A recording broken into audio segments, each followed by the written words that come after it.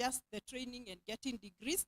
There's also a need to liaise with the different stakeholders, especially our public universities, our private universities, our teacher educators, so that they give that which is needed by the teachers. Let me go to the last one. We will still present. I've seen somewhere we can send our presentation, which we are going to do in a moment. The policy entry point is we need to identify the gaps in the existing policies, engage stakeholders, have resource mobilization and use, review of the acts so that the acts can help us make better policies, budget policies so that we are able to fund whatever we are doing, and finally, aligning our policies with the systems like the current CBC system. Thank you, ladies and gentlemen.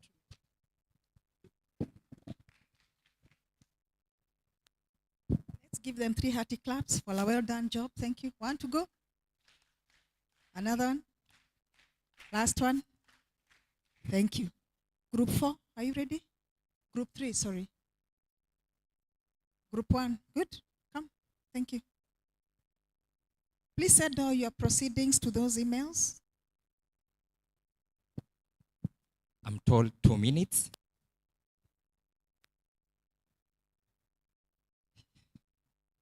Yeah, we'll send the notes. This is group 1 we were looking. Maybe you can have the question back so that people can see that. We were looking at the foundational learning and we had representative from NEC, from TSC, among others. So on what is the emerging evidence, we recognize there is good evidence, progress in numeracy and literacy using the available government assessments that are there. I think there's still the challenge of the technical rigor of the different assessments by different bodies. How do we eventually harmonize so that what I present, what this one presents, it meets the rigor of the assessments?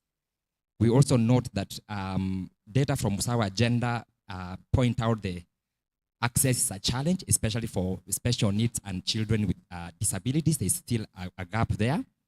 Grade 4 girls are outperforming boys. Other evidence that is coming up.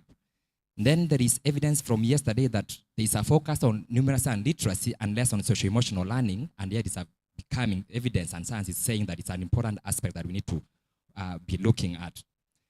The aspect of the distance of the ECE, especially from home to the school for children with disabilities, remains a major challenge that needs to be closed up. What do we need to, how do we promote the use of this evidence? One, we need to disseminate this evidence, 30 seconds. Better coordination in 3 ways. Partner coordination, as here in the room. Intergovernment coordination between Jogo House and the sagas. How do we increase that? And intergovernmental coordination between county governments and national government. So we must come together, because when we are together, we'll be able to align. And then this part of coordination of research in education. Time is up.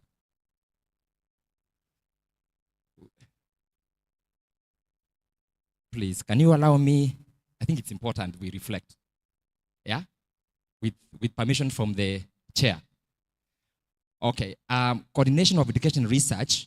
There is a process in place through the Director of Policy and Partnerships. So when you want to do research, please go through those channels. And in terms of the appetite for uptake of that research, we use the same structure.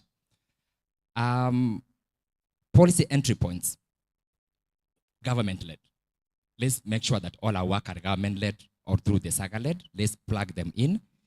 Use the directories as your entry point. If you're wanting to research on TSC, use TSC as the entry point. If it's education in pre-primary, use Madam Martha as the entry point. And then build on what has happened already, then use NESP. NESP, for example, there's a joint sector review process that is coming soon. And from last year, they were using evidence from government. So as much as we have our own evidence, when we take it to show the progress of NESP, it's a good story. But when that data is being taken up by the government, then it informs the progress that we are making as a country. And then another entry point on foundational learning is what is being formed in the early phases as informed by the director, the Foundational Learning Coalition, that is in the initial phases of being formed. And that is something that all of us are welcome to join in. But even at this part of evidence, I think the process of how this evidence moves beyond sharing in this forum to uptake and eventually improving what we needed to improve on, for us to think about system strengthening and continuous monitoring and adaptation. And lastly, as we collect evidence in multi countries, there's need for us to be aware of the protocols that exist so that our evidence can be claimed by different partners. We finished this by saying that coordination will be key for us, our evidence to be taken up by the government. Thank you very much. Thank you, Group 1. Do we give them flowers? Can you look for flowers? Flowers, flowers.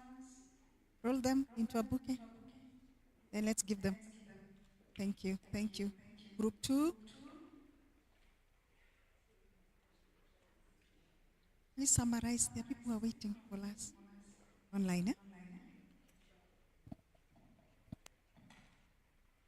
So for group 2, we were working on inclusion of all learners. So when we talk about emerging evidence from the presentations that we had, we learned about having language acquisition as key, especially for deaf children, engaging stakeholders, especially parents who play a key role in their children's well-being, and also the implementational gaps that we have in the policy, especially the sector policy for the SNE sector policy for learners and trainees with disabilities. Then how we can promote these evidence, use of these evidence. One is engaging all stakeholders from teachers, from parents, and also including learners who do not have hearing impairments, as these are key when it comes to inclusion. And then we also have coordination between governments, especially when it comes to early childhood education, which is in the devolved government, so working together with that. And lastly, we talked about what are some of the entry points that we can have into policy. So we already have these policies, so governments could conduct things like periodic kind of reviews, maybe after 5 years. For instance, we could do that to our SNE sector policy so that we're able to include all these emerging trends and also implementation or recommendation. Then monitoring all the indicators that we have in our policies and collaborating with planning departments on this, as well as other policies such as the school health, safety policy, gender, and also we have the use of mother tongue for instruction, especially for learners with hearing impairments. Thank you.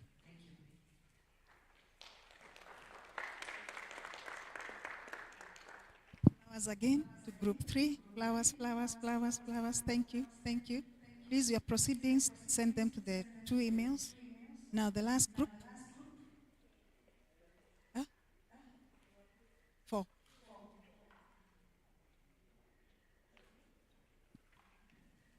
Last but not least, this is group 4. Focusing on teacher professional development and mentorship. And our evidence is based on 2 studies, one done by Reli and another one by Kibabi University, where 700 teachers in 70 schools across 77 counties went through a baseline assessment, and we found that out of those, there are 37% who needed to focus on teacher well-being. ICT training skills was 67%. We have a category that was interested in life skills, 70%, and professional upgrading, 45%. In the RERI study, the evidence demonstrated that 68% of the teachers who had been interviewed wanted CPD, and these were mainly the ones who had been in service for 10 to 19 years, while 26% wanted mentorship, and these were majorly the ones who have been there in operation for 2 to 5 years. Out of these, 26% were all young populations. Interestingly, the ones that were in service for 20 years and above were neither interested in the CPD or mentorship. So what we are concerned about is promoting the evidence, and we thought that through dissemination, through relevant stakeholders, both state and non-state, we could share summarized reports and policy briefs and documents. and then share evidence with the Teacher Service Commission for TPD and that's specifically TPD and well-being section, as well as KEMI. For policy entry points, we thought about the employer who is responsible for training and well-being, and through the principal secretary in Ministry of Education as policy briefs, who can then do recommendations to either TSC or KICD for the in-service teachers, or colleges and universities, thank you, for pre-service. Collaboration is needed. We need rigorous research and education officers to be trained on conducting more structured data collection, and we need to put into consideration such data that is gathered even without a very well structured research. Urgently, we need formation of a working group specifically to address the issues of the teachers' TPD, mentorship, and coaching.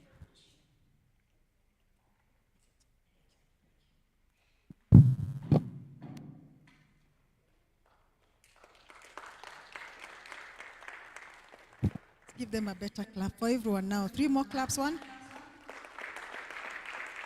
Thank you very much. I want to give Dr. Daburi 1 minute to clarify on something on mentorship, then we continue. Thank you. I think it is important that the members who are here know the following. Number one, Teachers Service Commission for the last 3 years has institutionalized teacher induction, mentorship, and coaching program. What I'm pleading with the partners who are here, we require partners to do a research on the 3 years implementation of the teacher induction, mentorship, and coaching program to be able to help us to know if it has succeeded, if it is having gaps, and then we can improve. The second one is the teacher professional development. Teacher Service Commission up to 2023 and a teacher professional development institutionalized program with a framework and teachers registered in it, but in 2023 we stopped. But we are starting again a new program because it was stopped when the teachers said payment is the issue. So we are starting a new TPD program for all the teachers who are registered by Teacher Service Commission, and it will be free for all the teachers in Kenya, from ECD all the way to the N1 registered. So that for us will be very critical, and we would encourage, if there are programs like the one that has been done by Kibabi, I think we agreed with the Prof. One of the things that will be required is for them to submit to the commission that feedback so that as we revise the programs, then we can be able to move. The third issue is that we have introduced school-based teacher support system program. The school support-based teacher system is a CPD program, which the teachers are doing it at cluster levels and at the zonal level, and it is now being done all over the country. We are going to be dealing, particularly at the scope is grade 7, 8, and 9. So these programs are ongoing, and we will be welcoming anybody to do research on them and give us evidence on their success and how it is going. Thank you, ladies and gentlemen. And if you have any teacher-related research, please send it to Teacher Service Commission. We will be willing to look at what has come out and see how we can improve the policies that are on board. Thank you.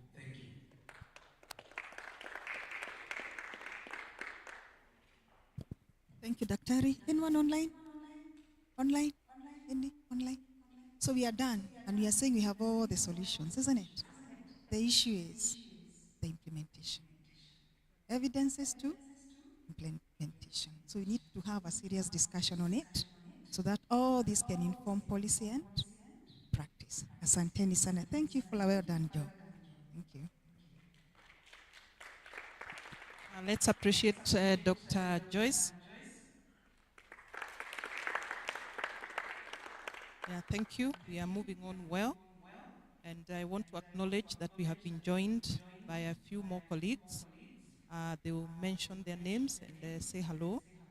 The GP colleagues, Olga and Karin, Dr. Frederick Haga, Margaret Kaiga, and Lydia Joki. You can start with.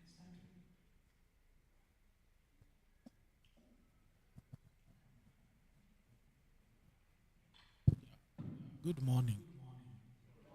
Yeah, Frederick Haga. I work for the Ministry of Education. I head the Directorate of Special Needs Education. I'm happy to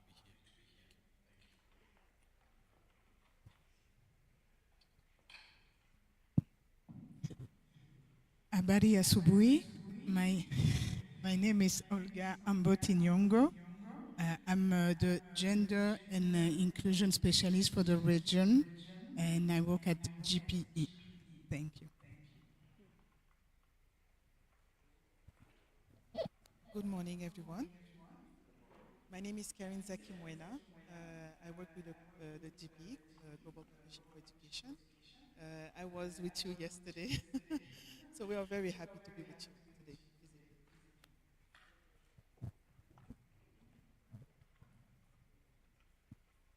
Good morning. My name is Lydia Njoki. I work in the Ministry of Education, Quality Assurance. Thank you. I think Margaret has stepped out. She's the chief principal of the Goto Teachers College. She'll be able to say hello later. Our next session will be a presentation by our KICS Africa 19 consortium partners. As was mentioned yesterday, we have a number of partners. We have UNESCO ICBA, we have AU, we have UNICEF.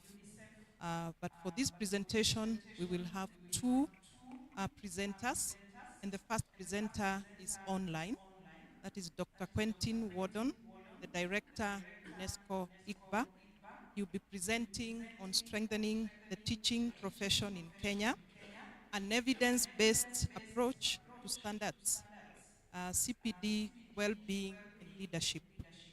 The next presenter will be Polycarp Otieno, an education specialist with UNICEF SRO, and he will be presenting on financing inclusive early learning, using evidence to strengthen equity, planning, and system delivery. They will take 15 minutes each. Dr. Quentin, are you ready?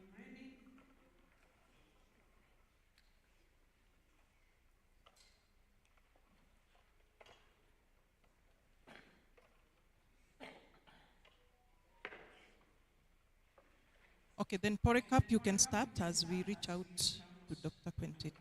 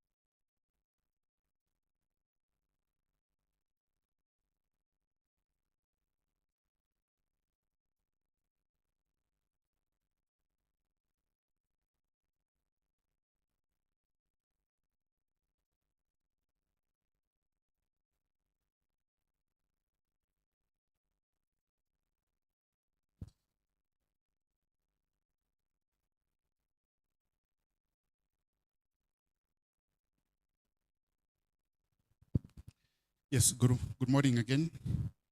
Hello, good morning. Yes, so I want to make a case for investment in foundational learning or investment in early and inclusive learning, and how the evidence that we produce from our systems can help to strengthen equity and planning of the same systems. Once again, Polycarp Otieno is my name with UNICEF. I work on budget reform and financing within our global education practice. And so the presentation I'm going to give is not necessarily for Kenya, it's going to provide a regional message or evidence that we see in the region and of course in the continent.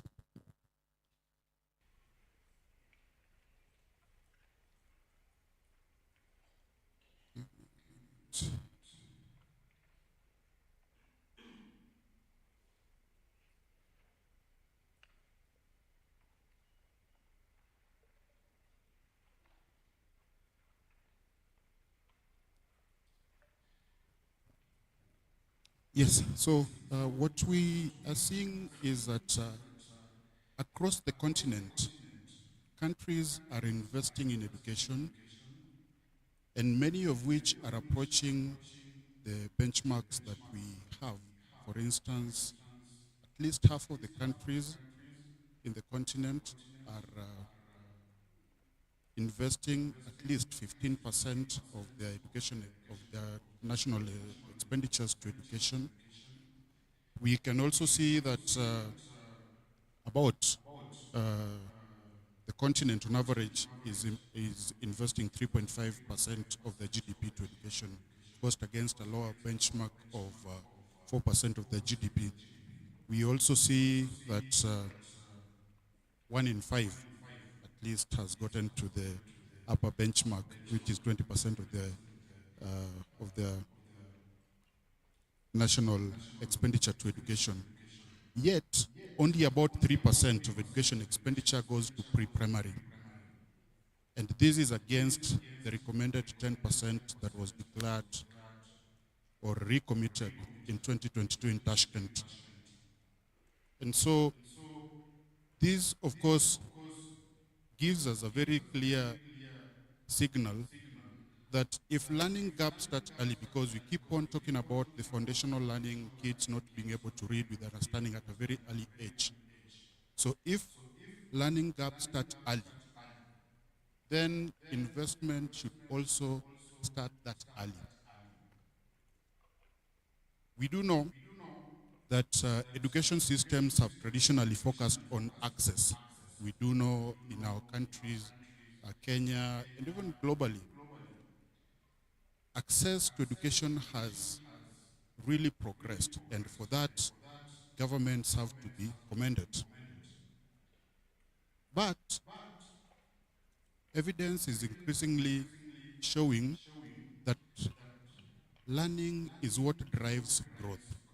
You can be able to appreciate from the two graphs that we have here that the years of schooling, you can go to school, you can have as many kids going to school, the eligible children going to school, but if they're not learning, then that is not going to drive your growth. And so, if learning drives growth and learning gaps begin early, the proposition that we are making today that investment must also begin early. And we're saying that if achieving equity in education financing means investing adequately on foundational learning, and it is also an efficient way to reduce the number of children in learning poverty. We do know that globally, 2/3 of 10-year-olds are estimated to be experiencing learning poverty. If we come to sub-Saharan Africa, that number comes to about 9 in 10 children. In our country, it's not very far from 9 in 10. I would want somebody to guess maybe when we go into interaction. But our analysis shows that even if public education spending as a percentage of the GDP were to stagnate, then just a single percentage point allocated towards the poorest 20% of the population would be associated with about 2.6 to 4.7 percentage point in reduction of learning poverty. And in the continent, this would translate to about 35 million children being drawn out of learning poverty. And so what we are proposing today is that if targeted financing improves learning outcomes, then the next question becomes, where should those investments begin? Evidence that we have continue to suggest that many of these inequalities emerge early. And so that's why we are continuously amplifying the need to invest early. And if the objective that we have as collective, because we are sitting here as the triple helix of there is government, there is the academia is presented here. We also have some practitioners. If the objective is to try and reach everyone, narrow the gap, then we have to look at the poorest. And if the objective is to reach the poor and the vulnerable, then where investments are placed matters a lot. And the evidence from the continent shows that benefits of spending are distributed differently across education levels. For instance, for every $100 that is invested in primary education, only 19 reaches the poorest. It means that they are disproportionately, and for every 100 that is invested in tertiary education, only 2% reach the poorest. So it means it is an elite system. And this does not mean that tertiary education is not important. It only highlights that investments in early levels, especially in foundational levels, are more likely to reach disadvantaged children and influence learning trajectories earlier on. And this also reinforces the importance of pro-poor budgeting. We continue to amplify that financing decisions should not only consider how much is spent, but also who benefits from the spending. And this is particularly important for inclusive early learning, because many children facing poverty, disability, language barriers, exclusion or limited stimulation at their households are concentrated early in the education cycle. We continue to emphasize that reaching the poorest therefore requires both investment in foundational learning and targeted financing that approaches the vulnerable children. Finally, just to complete the case that we make on why investment or early investment matters. We do know that delays in foundational learning, they accumulate early, as you've seen. If kids are not planning, then they go into overage enrollment, and that brings the risk of dropping out. There is the question of repetition, and of course the inefficiencies. If you invest and a child drops out, this is inefficient investment. You will not be able to get returns on it.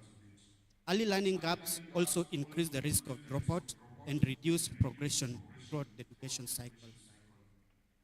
And a child who is not reading by grade 3 is significantly more likely to drop out, turning the missed learning today into lost opportunities later on in life. So the bottom line that we are saying is the cost of inaction, of not investing in foundational learning, or the cost of not investing early and foundational learning only is not only that it weakens learning outcomes, it is also contributing to higher system inefficiencies, it contributes to lower completion, and it also reduces future opportunities. And you can attest to that, because today everything that we try to do is remediation because of a lost opportunity, that we lost chances to invest early on. If we were to invest early, we would be not doing remediation, would not have to reinvest in maybe health care programs that would have been solved with early literacy programs. So that is why we continue to make a case for early investment in early and foundational learning. With that, I want to thank you. Thank you so much, Polycarp, for those insights. I think it's a different angle on financing, quite interesting, and why investing early matters. We'll be able to take questions at the end of the second person who is presenting. I now want to usher in Dr. Quentin, who is online, to take the floor.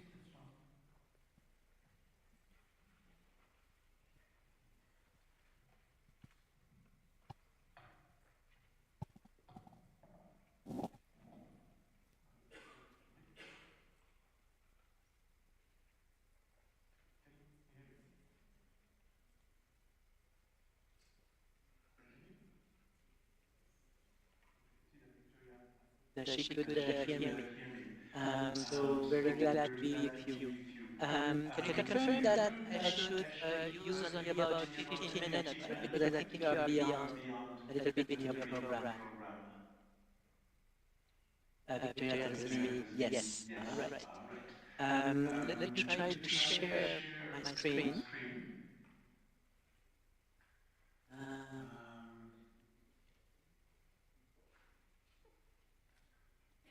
Good. Can you see my screen?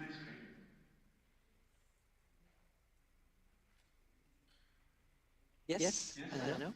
Victoria, can you see the screen?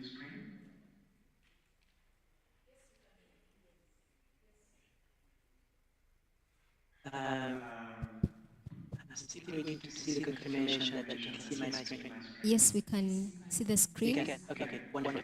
Put it in presentation mode. I was in presentation mode. Can you see it in presentation mode now? Or it's not presentation mode for you? Not yet.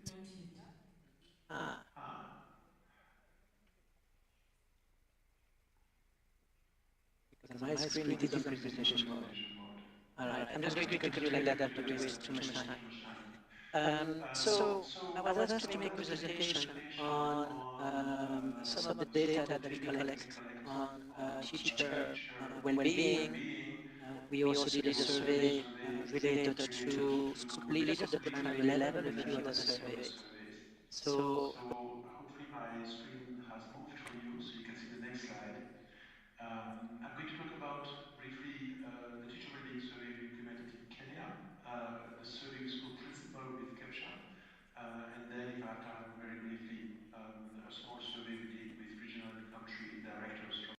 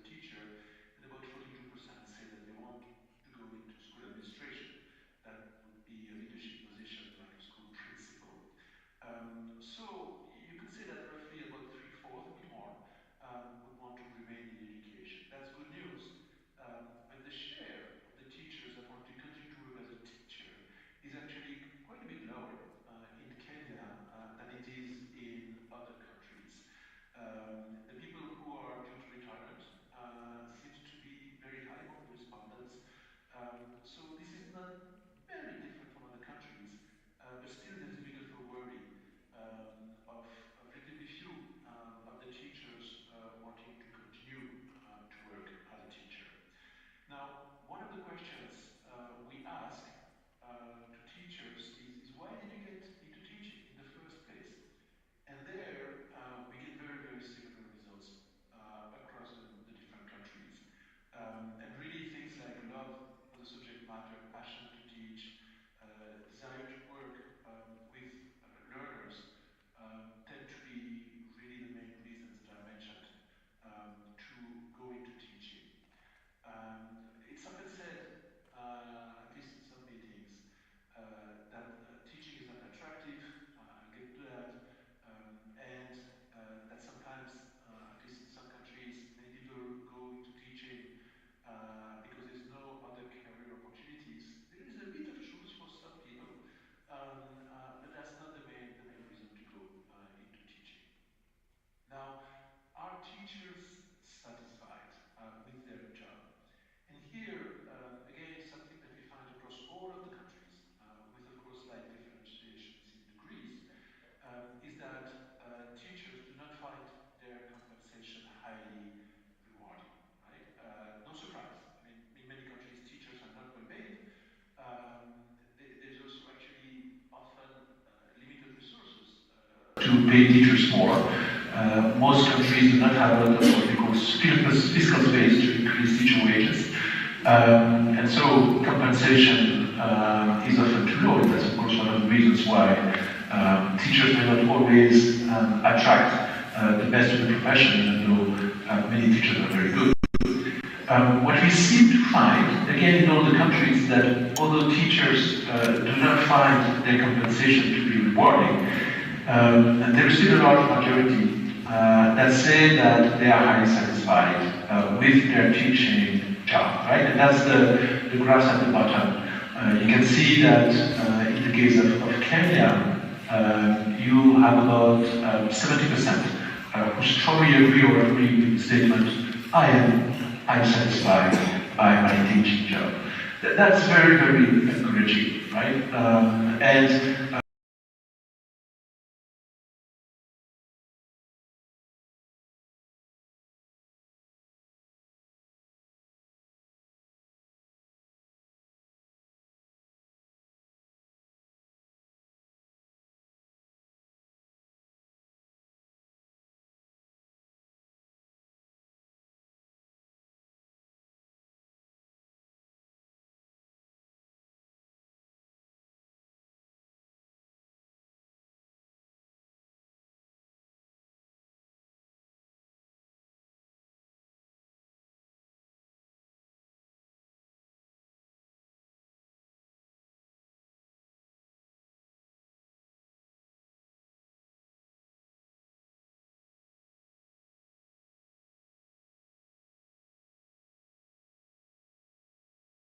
no wonder.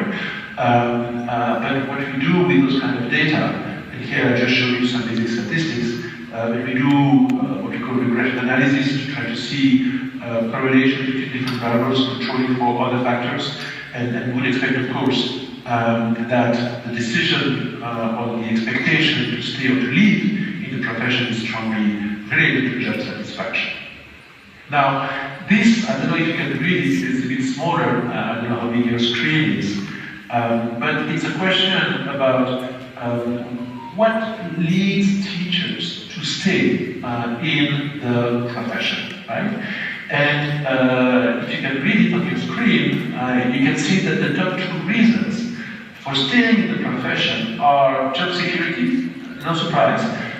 Even though some teachers in some countries do not have job security, at least those who are employed as public sector employees tend to have job security. But look at the second top one, leadership of the principal. And this is something, again, we find across many different countries. The quality of the leadership is extremely important for teachers to stay in the profession.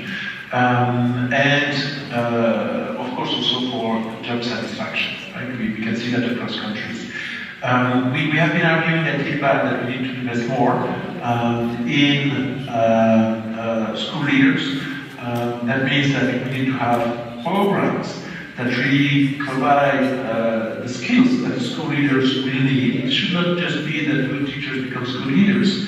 The good teacher is not necessarily the best school leaders, even though having taught is very important. But we need to have training. For example, how the teachers can lead on institutional pedagogy, but also how a school leader can lead, how a school leader can manage some finances, all of those aspects, right? And if you look at this graph at the very bottom, that's the salary or adequate compensation, and of course, that's not the main reason to leave, because teachers are typically unhappy about their compensation, even though they may feel satisfied in their job. Now, we did the survey of school principals as well. I'm going to go very quickly on this. There is a lot of information, but I'm just going to talk about ICT because that's one of the focus. So, information and communications technology. This is just data on the sample. We have just under 1,000 primary school principals responding. The previous survey was actually teachers across levels. This one for school principals was for primary school leaders.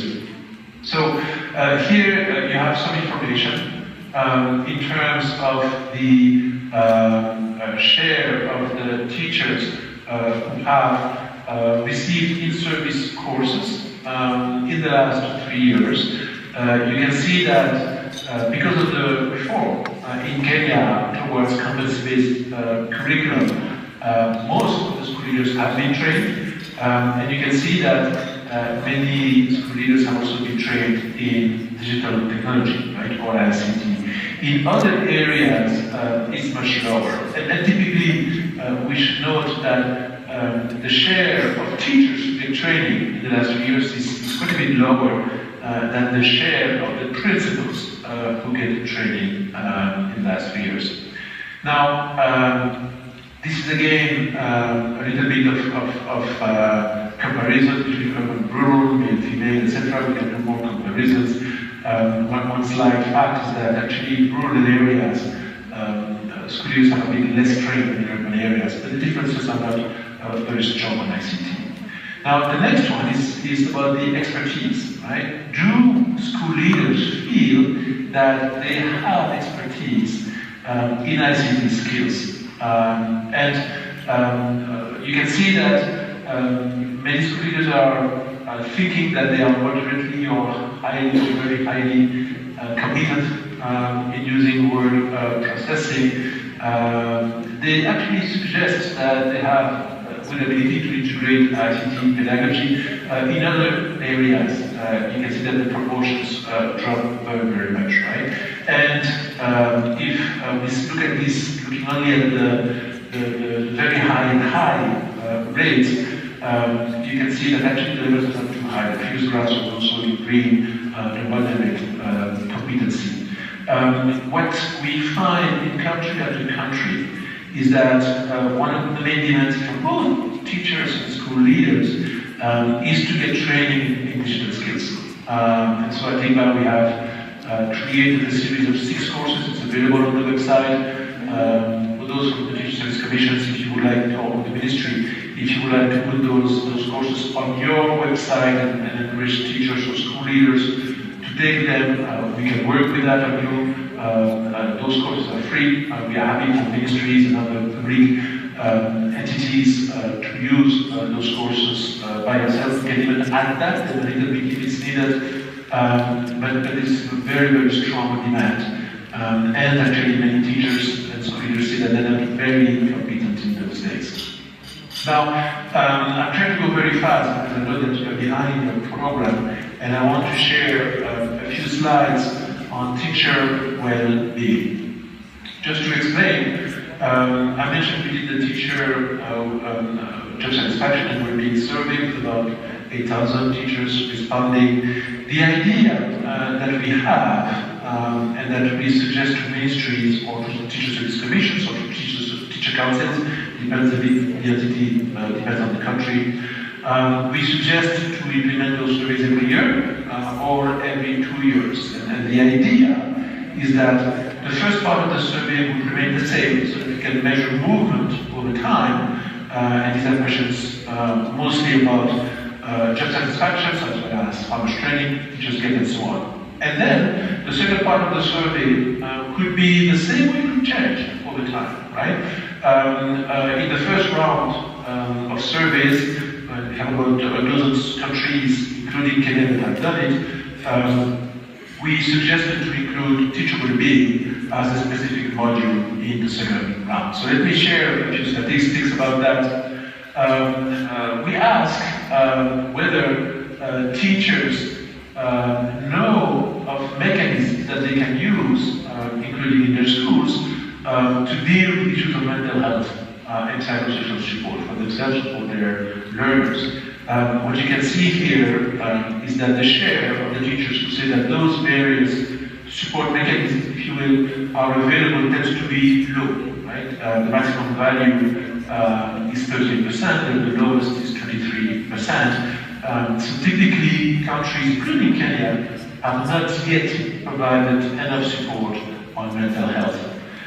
Some of the strategies that the teachers use to avoid work-related stress, of course, the easier one, socializing with workers, setting some boundaries for work, many teachers are overworked, etc., tend to be used, but seeking professional support is rarely used or never used for most of the teachers.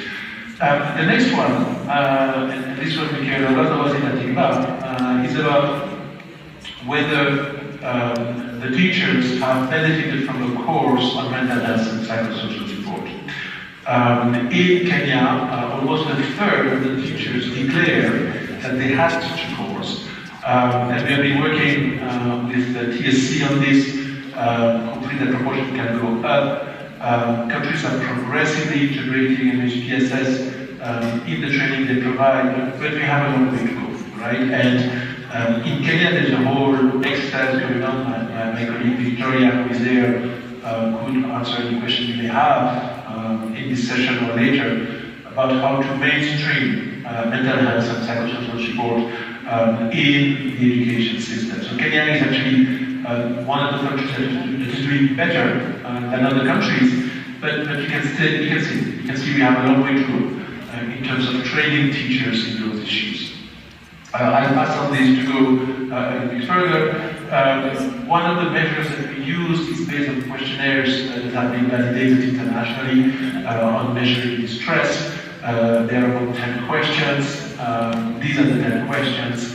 And in most of the countries, what we find is that out of those 10 questions or so, the issue of teachers being tired for no good reason tends to be more severe or affecting more teachers than many of the other questions. And you can see that about 1 in 4 teachers in Kenya say that they are tired most of the time or all of the time with no specific reason. This is an issue of burnout, and we have to be careful about that.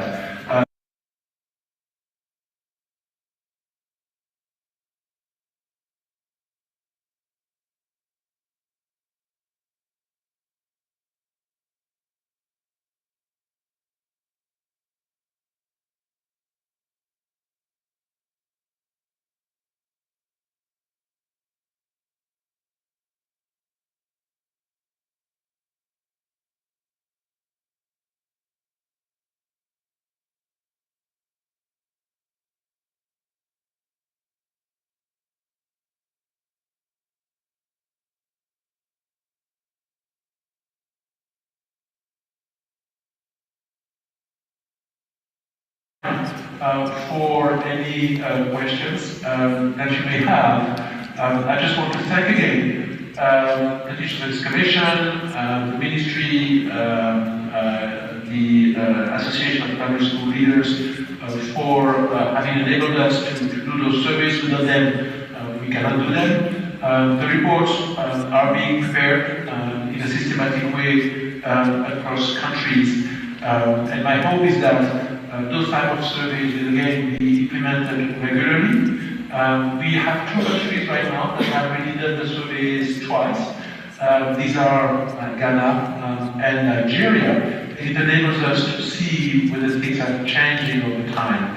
And again, the last thing I want to mention is that one of the beauty of those surveys is that we can have a part that is common over time, and then we can have a part that changes, right? So, say competency-based education.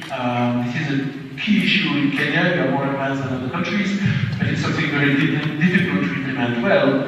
And so we could imagine that the next wave of surveys for Kenya would ask specific questions to get the perceptions of teachers on those issues. I also go to meetings where Education International is there, that is the Federation of Unions across the world for teachers, and they always say, nothing for teachers without teachers. We agree at TIGBA, and we feel that this kind of surveys with teachers, leaders, and so on, is a way to get the voice of teachers into policy making. So we are happy to work with you on continuing to make that feasible for Kenya. Thank you so much. I'm able to answer any questions for that, but I know that you are already late on your program, so you have to tell me what is feasible, what is not feasible. Okay, thank you so much, Dr. Quentin. Very innovative research on teacher well-being, and we'll be taking questions now on the two presentations, the one that was made by Polycarp on financing early learning, and the one made by Dr. Quentin. So just by a show of hands, if you have any comment or question. Okay, one, Mother, Effa.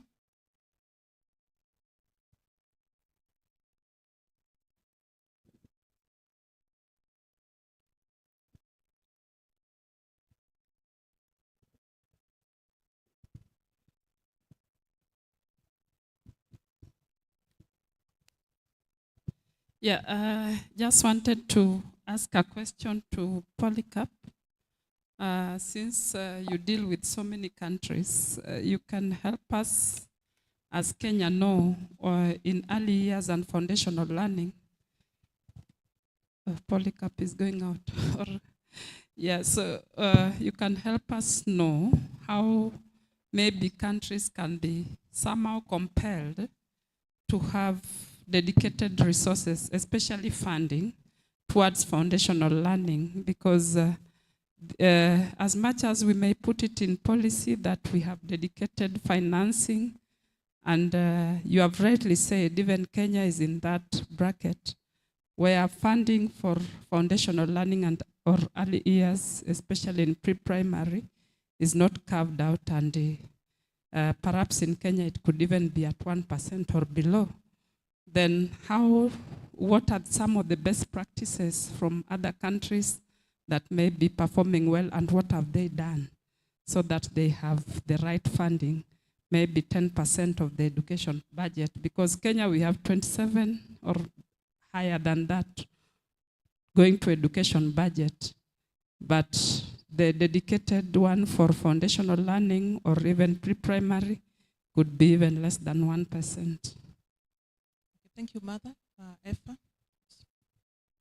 Okay, then give it to Effa.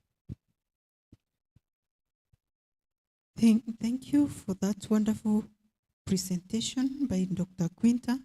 My name is Masi Mugambi from Kise. My question is on the teachers who give their responses during the survey. Were there teachers working with learners with special needs and disabilities involved? And if there were some, how did their satisfaction compare with those working with regular learners? And also, I would like to know whether there were teachers with special needs and disabilities who are also interviewed on the same. Thank you.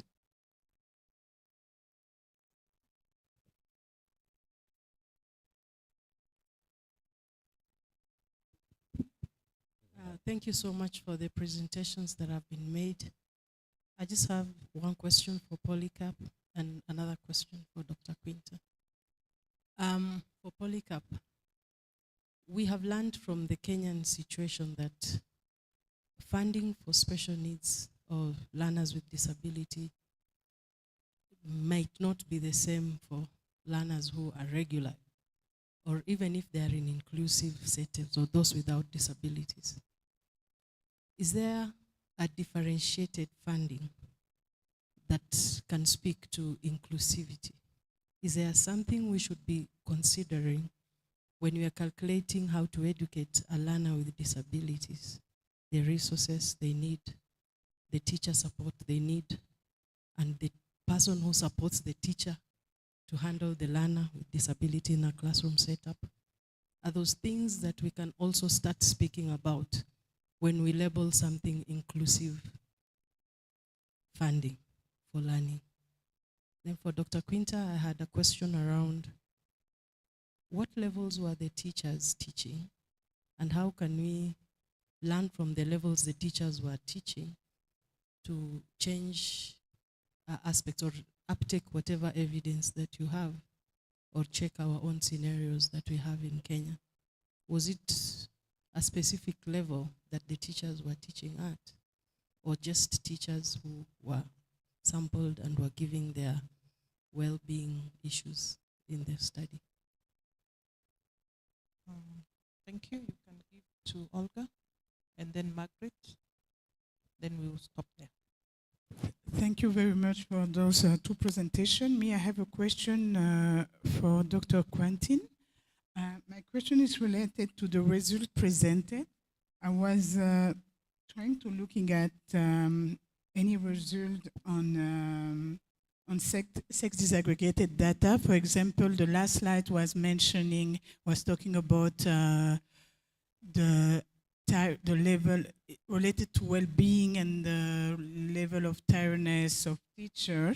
And I'm a gender specialist, so maybe my question will be, that's the reason why my question is oriented on sex disaggregated information. Is there any result that we can have, or there are in a way that we see a result for female teachers and male teachers, to see a little bit on the difference? I know that you mentioned for the ICT expertise that they were not so much, and seeing the numbers, there were not so much difference. And I was quite surprised for myself, because generally on a teacher level, from a gender perspective, we saw in this area a difference. So yes, so that was my question. Thank you. Okay, thank you. The last one, Margaret.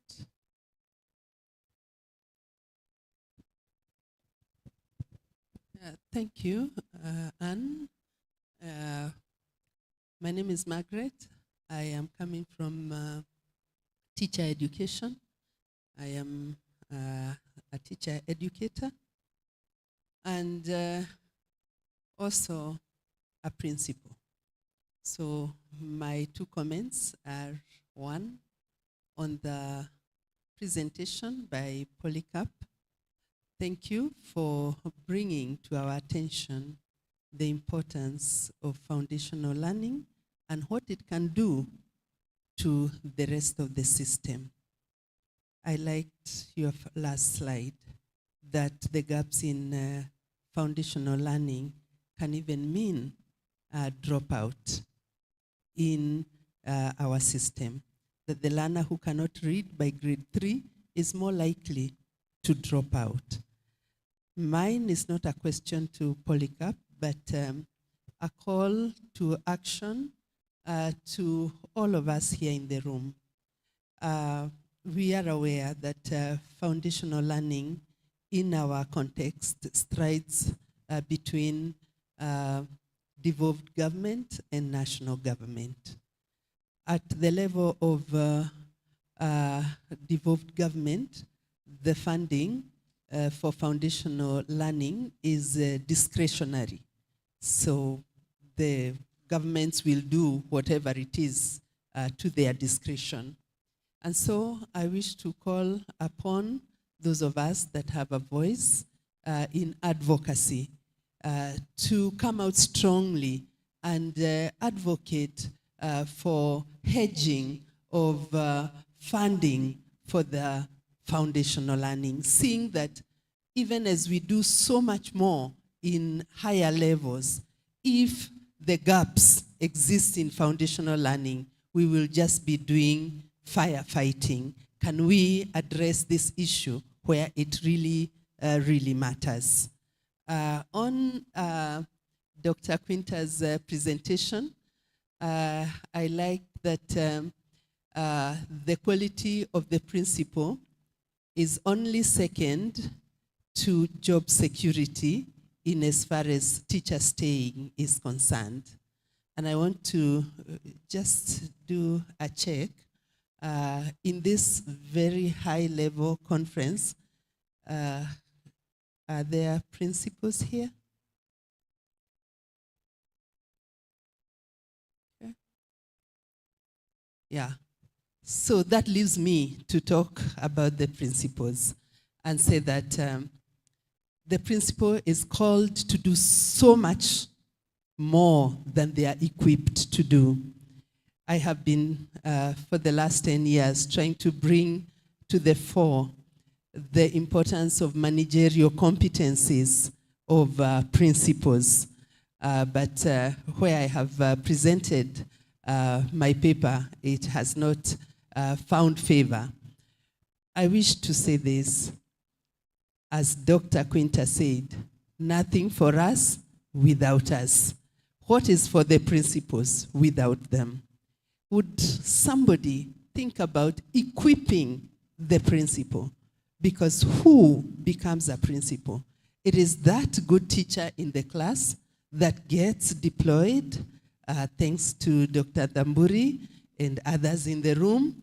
They interview the person and promote them to the position of principal. Do they pass through somewhere to get equipped for the new roles? Often not.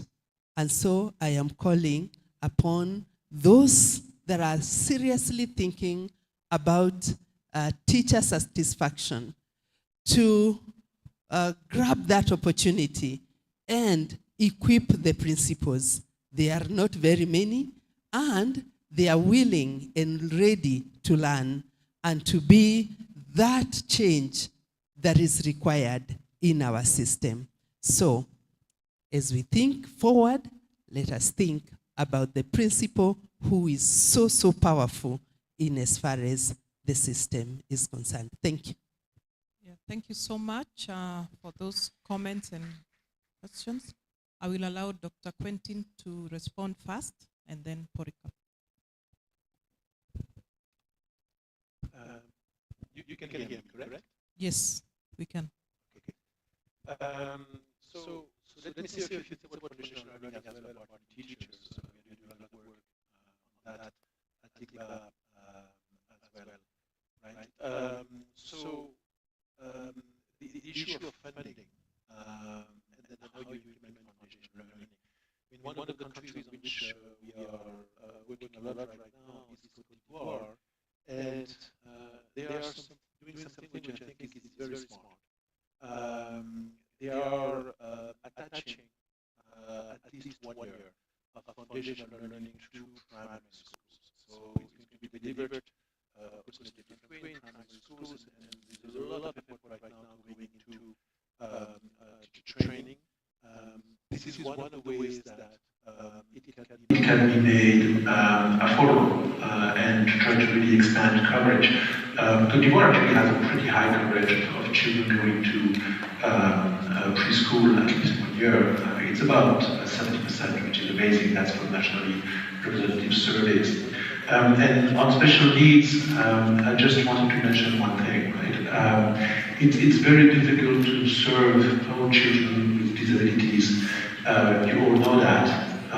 But there is one program that I want you to be aware of, which is the program of School Eye Health, where the teachers themselves screen, very little training needed, they screen the children in the classroom by reading letters, by the distance. They can identify very, very well who has a visual impairment, and then you can provide them with a pair of eyeglasses like the ones I have right now on my nose. These are $1 or $2 apiece. You can actually get them free from foundations. I think by coming up with a cost-benefit analysis. If you want to do one thing at the national level for children with disabilities, with high impact for learning, and of course staying in school and low cost, the way to start is actually school IELTS programs. If Kenya were to be interested, we would be happy to support Kenya in that. And as Monica said, we know that going back to foundational learning, that's the key reasons for dropping out of school. We have data from many countries. Foundational learning, the lack of learning, is the key reason in most countries for children dropping out of schools. That said, back on teachers, right? There was one question asked whether we can identify data the children who serve, the teachers who serve children with disabilities and the teachers who have disability. We didn't ask those questions in these surveys, in the future surveys.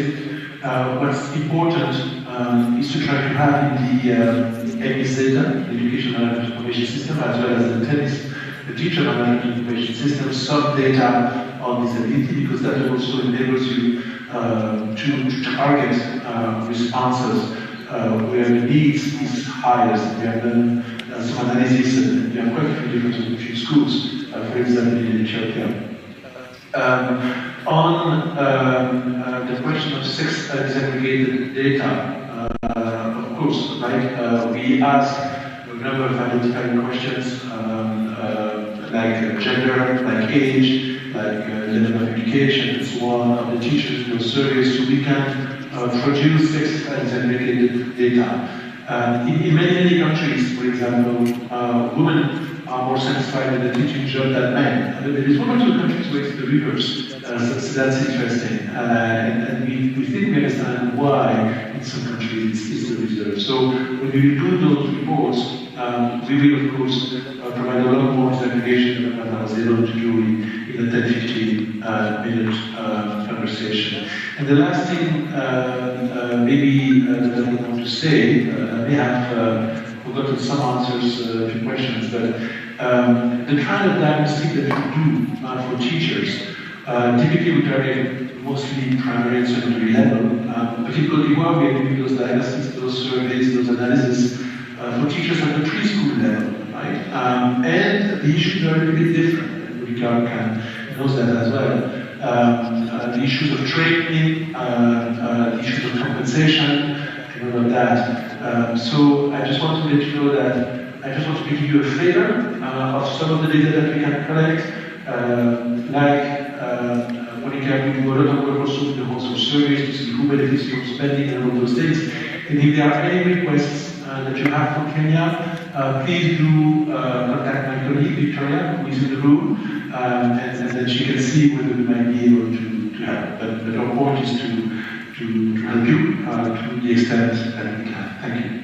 Thank you so much. Thank you so much, Quentin. I now hand over to Monica. Thank you very much. Thank you very much, colleagues, for these questions. And I hope first start by saying we could form the three questions that I say we could form a whole-day conversation. So whatever response that they give, I know it's not going to be satisfactory because they are a conglomeration of ideas that would then need to be interrogated whether they are right for the country or not. So the first question that has been posed by Martha was whether there is any way we could have dedicated resources for foundational learning.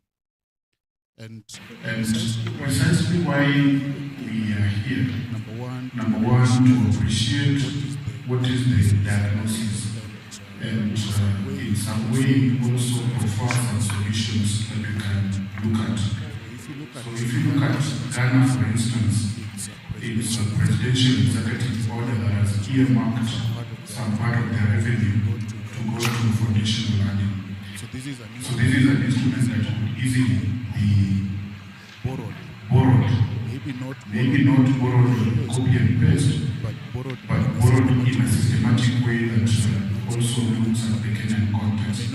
I may not be a very big fan of earmarking because education earmarks today, health earmarks something tomorrow, agriculture earmarks something tomorrow. So at the end of the day, the message that we are sending to the consolidated fund is or the treasury is we want to do things that are not mainstreamed.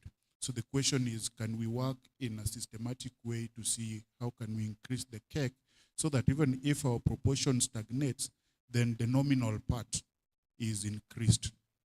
We talked about, we are working with Tanzania currently to see how they can increase their revenues. So whatever comes to education, even if they stay at 15%, it's eventually the residual is high.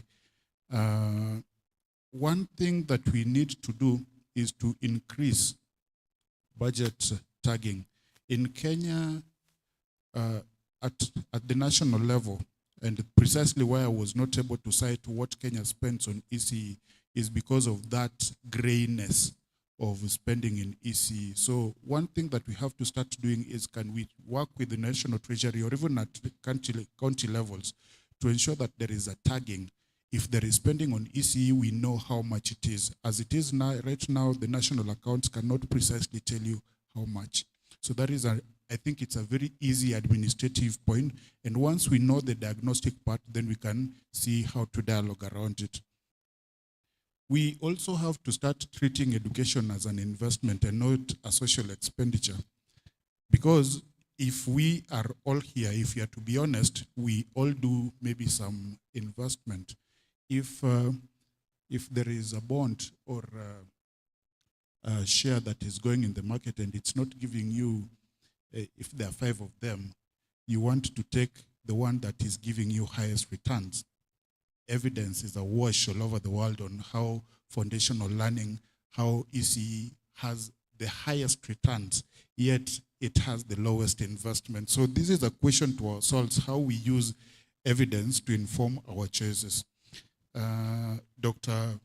Professor Moni Wekesa mentioned yesterday that this lack of investment at foundational level is even seen at higher education because you get students who are unable to cognitively present themselves at higher education. So all these backlogs, they come back to bite us. So as policymakers, we are sitting here to synthesize what these evidence precisely mean.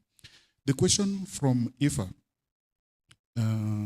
you talked about differentiated funding for learners with disabilities. I think yesterday, Dr. Fred Hager did mention that there is some level of differentiation in the Kenyan system. Whether that takes care of everything that KICD prefers that should sit in a curriculum, that is the question that we need to be asking ourselves. Currently, we are working with the government of Bhutan to synthesize their policy and see what does inclusive education mean in their context and whether that can be translated to a local currency so that when you are asking the government to invest in inclusive education, you have a catalog of everything that the policy prefers, and then you come up with what is the minimum that can be taken. So these examples can be shared, of course. And the other thing that I want to just mention as a general point, sometimes when we want to implement a program, and this is not a Kenyan question, it is a global question, we often don't ask so much about the cost. I remember when we were simulating for the 100% transition in this country, or even when we were simulating for the transition to CBE, the question of money was never put on the table. In fact, I remember we were told money is not the problem, but the moment we are asking for inclusive education, that's when it becomes a point, but what is the cost? We do appreciate that that cost has to be met, and it has to be met by someone. So let us look at what it creates. Finally, this is my personal opinion, not representing my employer now. I think countries are implementing so many things. They are implementing so many things, and that is why you put a little bit of money here, a little bit of money here, and a little bit of money there. And eventually, the results show. So the question of prioritization comes back to bite. I know the political economy matters, but we have to sometimes take the hard decision and say, this is what we can implement today as we wait to implement something tomorrow. I won't go into details. I want to stop there because of time. Thank you. Thank you so much, Polycarp, for those responses. And this brings us to a close of this session. We really want to appreciate Polycarp and Dr. Quentin, who have taken us through very interesting sessions on teacher professional development, and more so issues of teacher job satisfaction, teacher well-being, and even the standards of a teaching career. And of course, Polycarp has given us a lot of insights on financing of education, and we will continue to consume that particular information. Thank you so much. So if you have any ideas or any areas that you may need help, as Dr. Quentin said, you can reach out to Dr. Victoria here. She can put her hand up. She's there, and she could consolidate any of the issues that you do have. Thank you so much. I want us to get into the next session, and I want to usher in Virginia Momo, who will take us through the next session. Karibu. And before Virginia takes it, sorry. I'm just saying bye-bye, sorry to interrupt you. Thank you. Okay.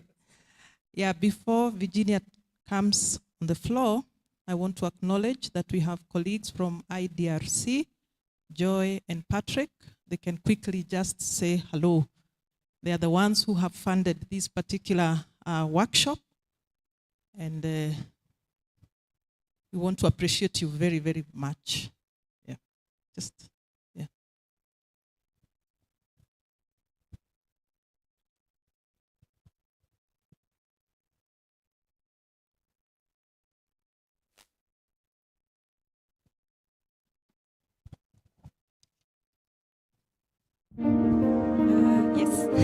In Kenya's arid and semi-arid lands, learning is shaped by more than lessons. Families navigate economic pressure, climate shocks, and limited access to services.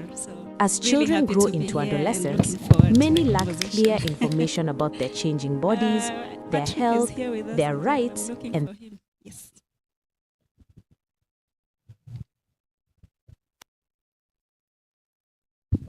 Good afternoon, everyone. My name is Patrick. Great to meet you. Patrick Walugembe. Great to meet you all. Thank you. Okay, thank you so much for joining us. I now invite Virginia to take over. Thank you, Anne, and good afternoon. I know it's not a very interesting hour of the day. We'll be standing in between you and lunch, but discussing very critical conversations on inclusion, equity, and gender. We've generally been told what is happening, and as Dr. Dhamburi says and keeps echoing, where are the gaps? So we'd want to understand where are the policy gaps, where are the actions, and what are the remedial actions that we have to respond to some of these issues. So we're going to have 4 presentations. 2 of the presenters will be online. 2 other presenters are in person. So we'll take first the in-person presenters, and I want to invite Ms. Mercy Mwongeli for the first presentation. She will introduce herself and present on a topic on accountability for gender equality in education, bridging the local, national, and global context, a project funded by GPE KICS, IDRC.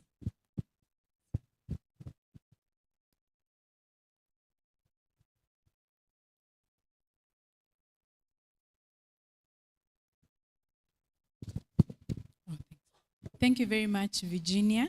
Good afternoon once again. My name is Mercy Mwongeli from the UNESCO Regional Office of East Africa, and I'll just run through our presentation. So our project is dubbed Accountability for Gender Equality in Education, AGEE. We call it Bridging AGI, or just AGI in short. It's funded by IDRC, implemented in Kenya, Malawi, and Indonesia. The three countries, of course, are part of the Global South, and this is just to try and see between the three countries or across the three countries, what similarities do we have, what differences do we have, what can we learn from each other, what can we borrow from each other to improve accountability for gender equality in education. And of course, the project is an innovative project. I know most of the time when we talk about data, we always think about quantitative data. The difference with our project is that we're looking at the qualitative data, because we do not have lack of quantitative data. We have a lot of data telling us the numbers, how many girls are in school, how many boys are in school, how many girls are finishing school, how many are not, and all that. But the question we realize that across the three countries we're not asking is the why. In certain regions, do we have certain number of girls or boys not completing school, not staying in school, and so on. So the project focuses on the qualitative data that responds to these critical concerns to ensure that we improve the quality of education and education outcomes among both boys and girls. So I'll quickly talk about the structure of the project implementation in Kenya. We are guided by what we call a National Advisory Committee that's led, of course, by Miss Anne Ngatia here from NEC. She's our chair. I've seen Mary Kang'ethe from NATCOM. She also sits on our advisory committee. And we had another member who has, I think, stepped out. I can't see him here. Elimu Yetu Coalition. They also sit on our National Advisory Committee. The advisory committee comprises of 17 members. And out of these, 65%, that's 11, are women. And 6 are men. Maybe later we can discuss if this is a function of women being more interested in education, or is it just by chance or coincidence.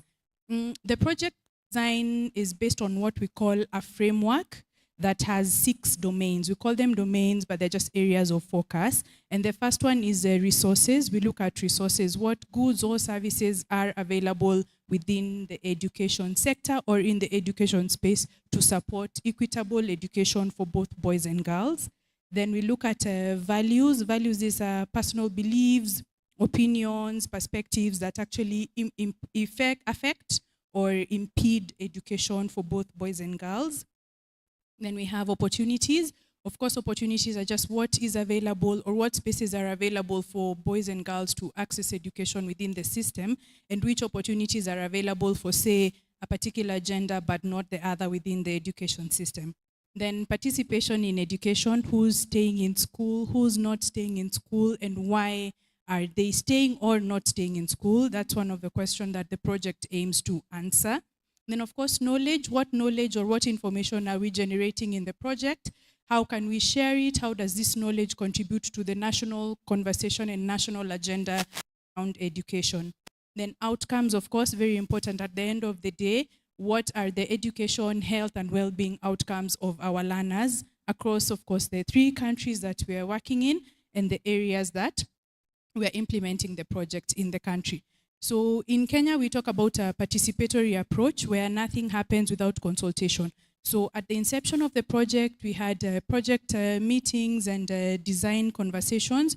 We integrated an AI component to the project where we're doing a sample curriculum and policy scan to see what's missing or what's there within our curriculum documents and our policy documents that impedes or enables access to quality education for both boys and girls. Aside from that, of course, we try to be as representative as possible and try to position the project to create interest and also to learn from other people on what they're doing in terms of gender equality in education. So to achieve that, we participated in a conference in Uganda. The conference was looking at what works. They dubbed it What Works in Girls' Education, but ideally the discussion was around education for both boys and girls. So in the East Africa region and across the globe, we had presenters and case studies looking at what they were doing in their countries, what was working, what wasn't working, and we tried to pick what we could learn from each other and borrow from each other to improve education within our countries. And then through the Ministry of Education, 4 project study sites were identified. So in Kenya, we looked at Wajir County, Samburu, Turkana, and Kilifi counties. All 4 counties have one thing in common: the education outcomes and gender outcomes are below the national average. So that was the one main reason why these 4 study sites were selected for data collection in the country. And of course, I know 4 out of 47 may not be statistically representative, but we all understand resource constraints do not allow us to go to all the 47 counties, but these are the 4 counties that we visited. From what we are doing in the project also, we like to position ourselves and to just see where we're going and which spaces we can participate in. So our national chair, Anne, participated in a KICS symposium in Dakar, Senegal. She presented the project and what we're doing. And as a project team, we also participated in the Day of the African Girl Child that's observed every 16th of June in collaboration with the British High Commissioner in Kenya, just to have conversations around areas of interest, areas of focus for the girl child, who, of course, when we talk about gender disparities, we know that the girl child is disproportionately affected by gender concerns that impede her access to education within the country. So we see that from the 4 counties that we went to, critical concerns came out. Some were very similar across the 4 counties, but some stood out as outstanding concerns, particularly for these counties. In Wajir County, one of the critical concerns that came out was curriculum integration. Wajir County, as we know, is a largely Muslim community. So the concern there was that the children were taking up the religious education, that's a madrasa and duksi, and this was delaying their entry into the normal learning system. So we were really glad 2 weeks ago during the National Education Conference when the ministry pronounced itself and noted that we are working on integrating both the religious and the contemporary curriculum to ensure that there is no child who delays to enter normal schooling. So yes, we noted that as a concern, but we are glad to note that there is action that has been taken to ensure that no learner is left behind. In Samburu County, the main concern that came out was the cultural concerns. We know Samburu is a Ma or Maasai dominant community. So especially for the boy child, there is the traditional culture that's Moranism, where once the boy gets to 14 years of age, they go through a cultural initiation process. And for some of the boys, they noted that the process takes around 14 years. So from 14 to 28, the learner or the boy is out of school. The boy or the learner is out of school. So therefore, that was one of the key hindrances or barriers for access to education in Samburu County. For Kilifi County, the economic conditions and parental engagement was noted as a key barrier. And for Turkana County, culture and climate change, of course, came out as a very critical hindrance or barrier, despite all the interventions that the ministry has put in place to ensure learners access education. But across the 4 counties, teacher support, psychosocial support of the teachers came out strongly as a challenge. And then, of course, teacher distribution, female and male teachers. We went to places where we were informed that the female teachers would not agree to be posted to some areas based on security, distance, comfort, and such. And then in some places, there were issues of just teacher comfort, such as lack of housing or social amenities for the teachers to actually support the learners. So when we talk about from data to action, as a project, we sit in the National Quality Assurance Technical Working Group, where we try to contribute to ongoing national conversations around quality in education. And then, of course, we also support the ministry through the Basic Education Department And just recently, a new tool to track re-entry retention of learners was developed, and we were part of that process. So it's one of the wins that we see as a project that we've contributed positively to. Aside from the data that we have collected from the field, this has translated to action. And then, of course, my time is out from the rapporteur, but I'll just run the last slides. Just a few of the images just to show a little bit of the cultural and contextual differences across the 4 counties and the interventions or the data collection process that we undertook. Thank you.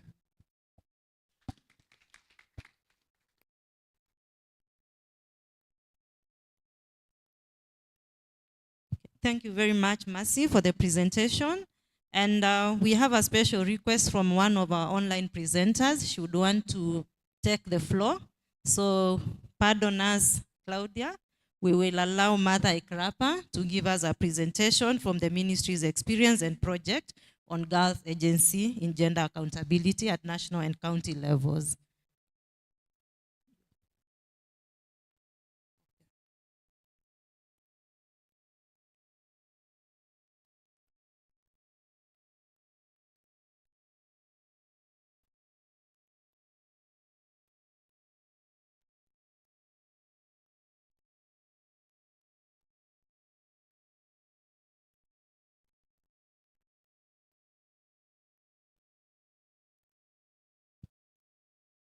Okay, Martha, you have the floor. Thank you, Virginia. Good morning, everyone. Sorry, I had to rush back to Nairobi because I had to attend to an urgent matter. And that's where I'm requesting to be allowed to present first. And I think I'll take a very short time. Thank you. You can go to the next slide, please. Okay, as you can see from my presentation outline, I will focus on 4 areas. And that is Kenya's progress, a foundation for gender equality in education, and how we responded in ensuring that we ensure gender equality in education. Just by I mentioned a few. I don't know why there is some echoing. Is this a problem from my side? Okay. I will mention on a few interventions touching on how we responded to the issues affecting gender equality in education.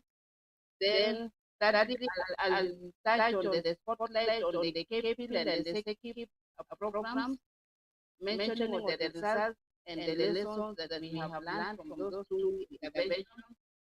And then finally, I'll touch on persistent gender issues across the education sector. Next slide, please.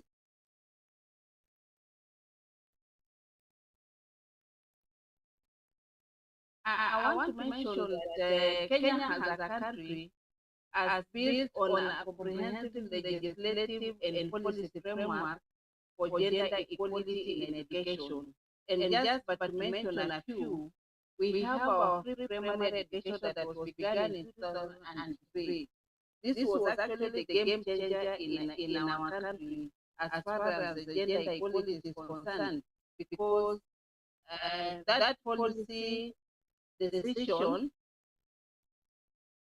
I don't know why.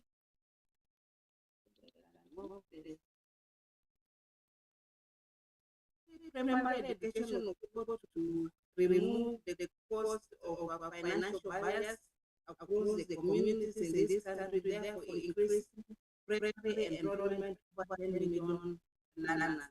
We next had a policy shift where we began the free-day secondary education in 2008, and that also assisted us a lot to increase success in education, and it improved the gender parity at secondary level, which went to 1.01.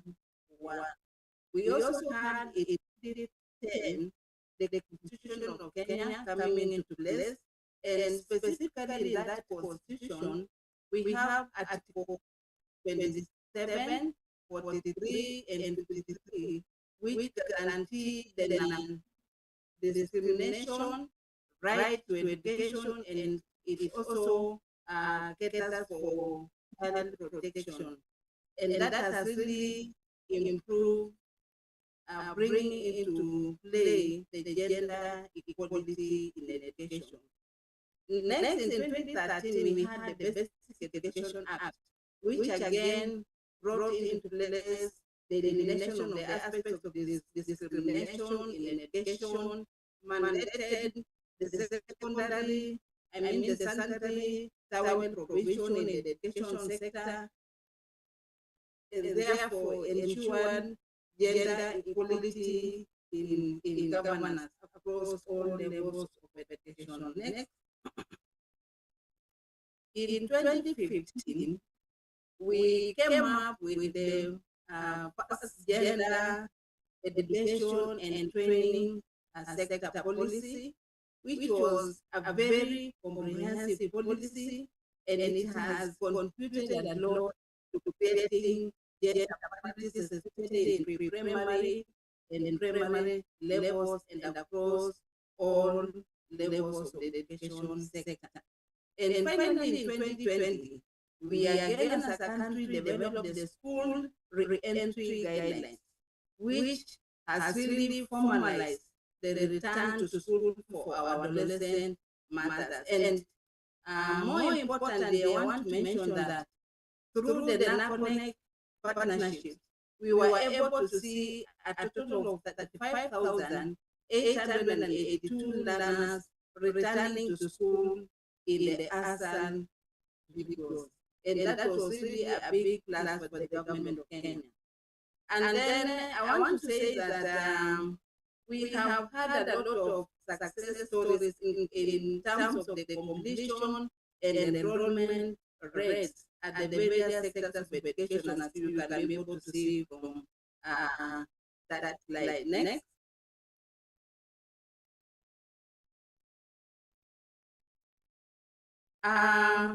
We've also seen a rise in the enrollment, as you can see from that slide. And more importantly, I want to mention that the ECD Gender Parity Index has really improved, and we were able to ensure that the gender parity index in the ECD moved from 0.5 to 1.01, which really started from favoring boys as it was in 2009, favoring girls in 2021. And additionally, we were able to ensure that the teenage pregnancy rate, according to the Kenya Demographic and Health Survey of 2022, the teenage pregnancy rate dropped from 18% in 2014 to 15% in 2022. And this clearly showed the protective effect of education as far as girls are concerned. Next.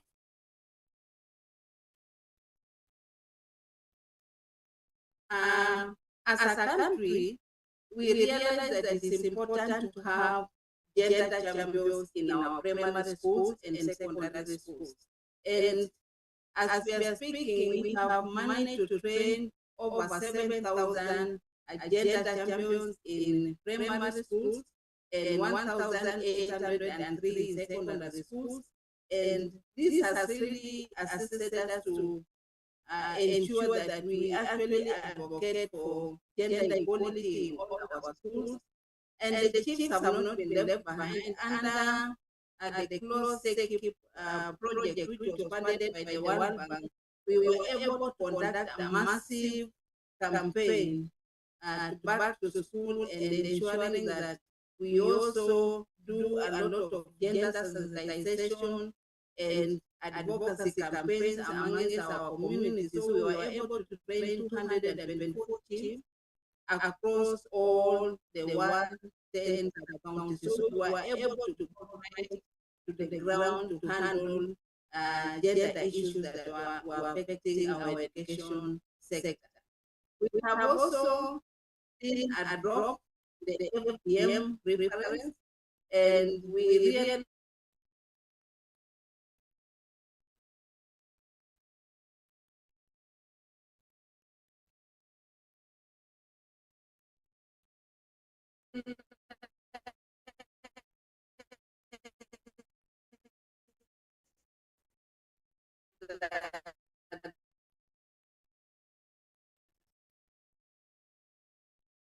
because we have seen a rise from 51% to 74% female graduates entering the workshop.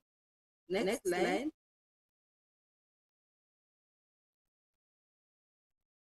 I think that slide still talks about the improvement in the TVET subsector, where we have also seen the TVET enrollment by program going up, especially for the girls or for the female compared to the males, and that is a plus for our country, as you can be able to see from that bar chart. Next.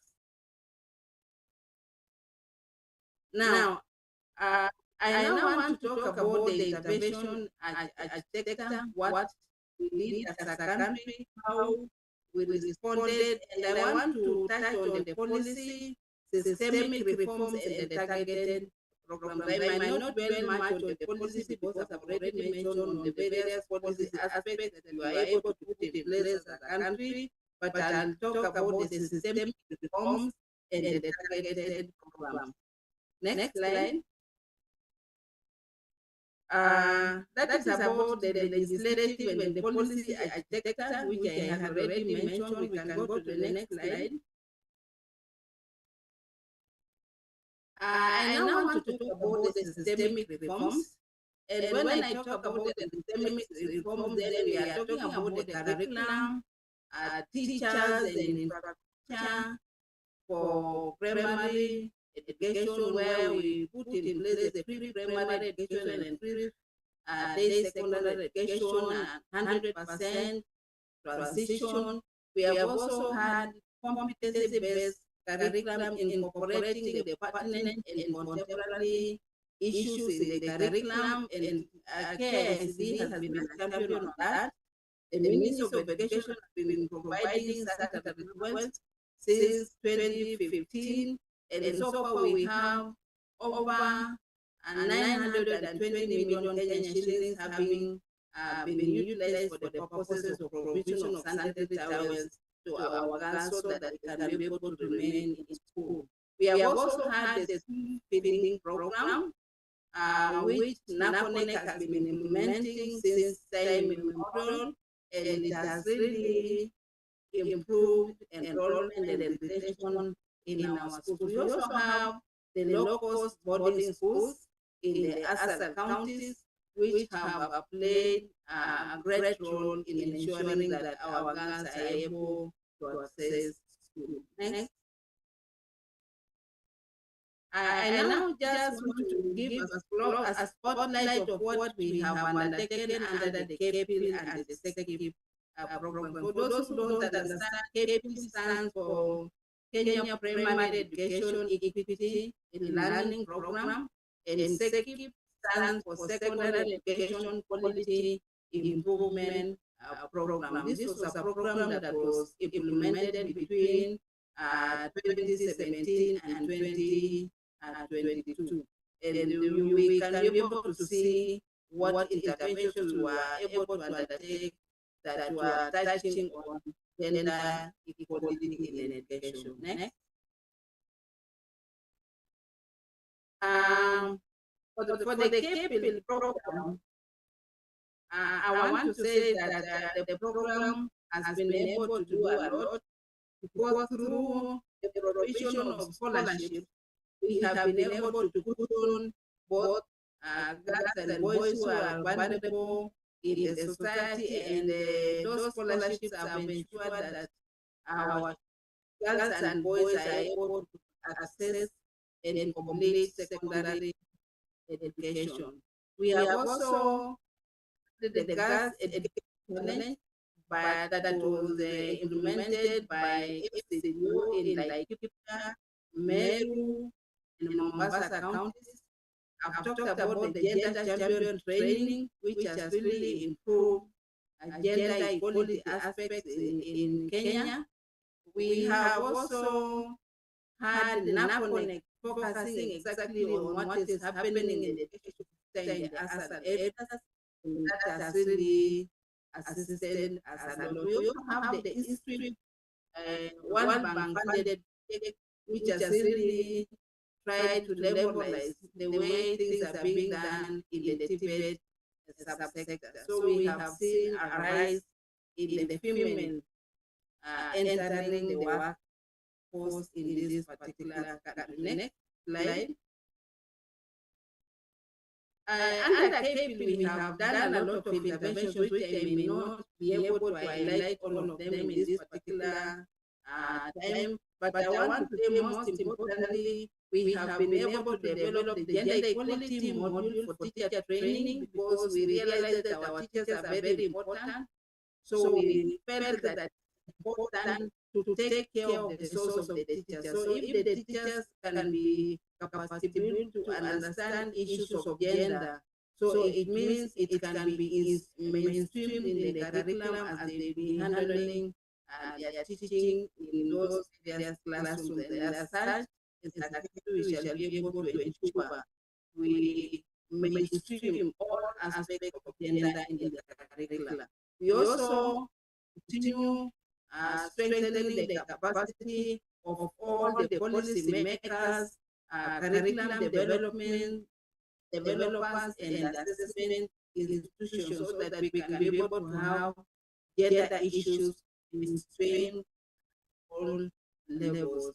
TSC recruitment plans, I'm happy to report that they have been reviewed for gender responsiveness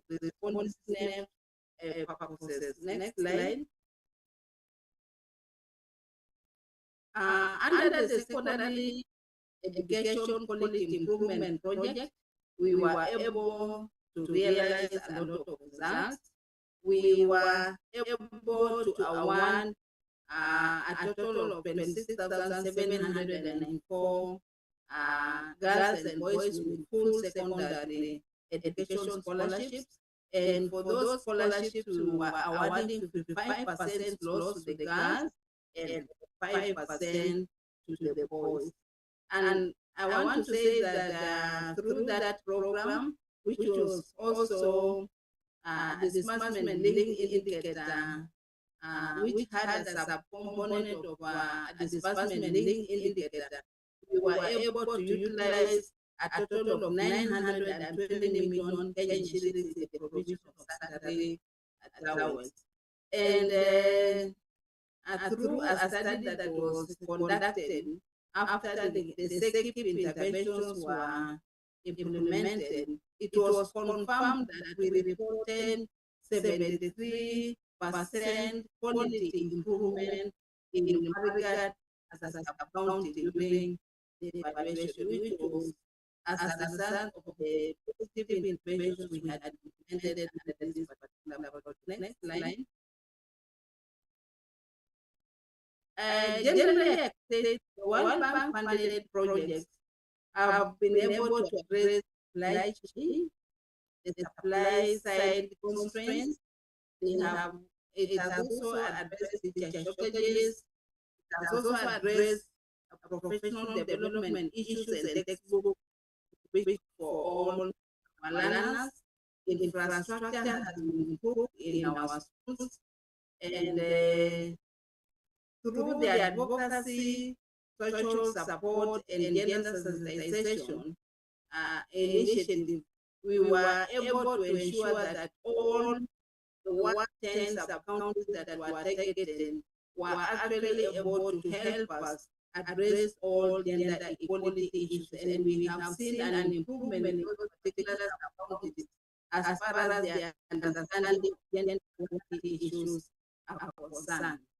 And I want to say that with the SECIP project, we were able to learn a lot of lessons which informed the design of the CAPIL program, and we have been able to implement the scholarships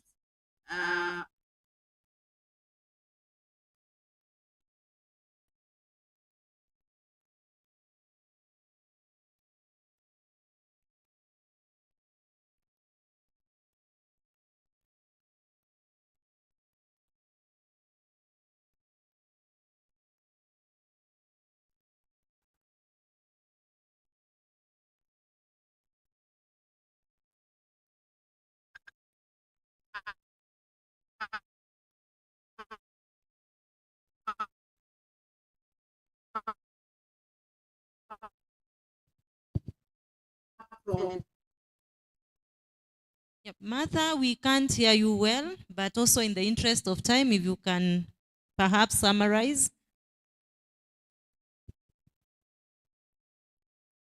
Okay, please move to the next slide.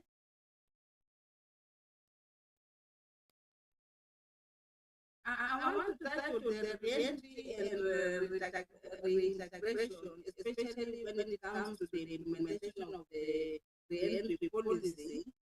I want to say we still have gaps remaining that need to be addressed as far as the re-entry policy is concerned.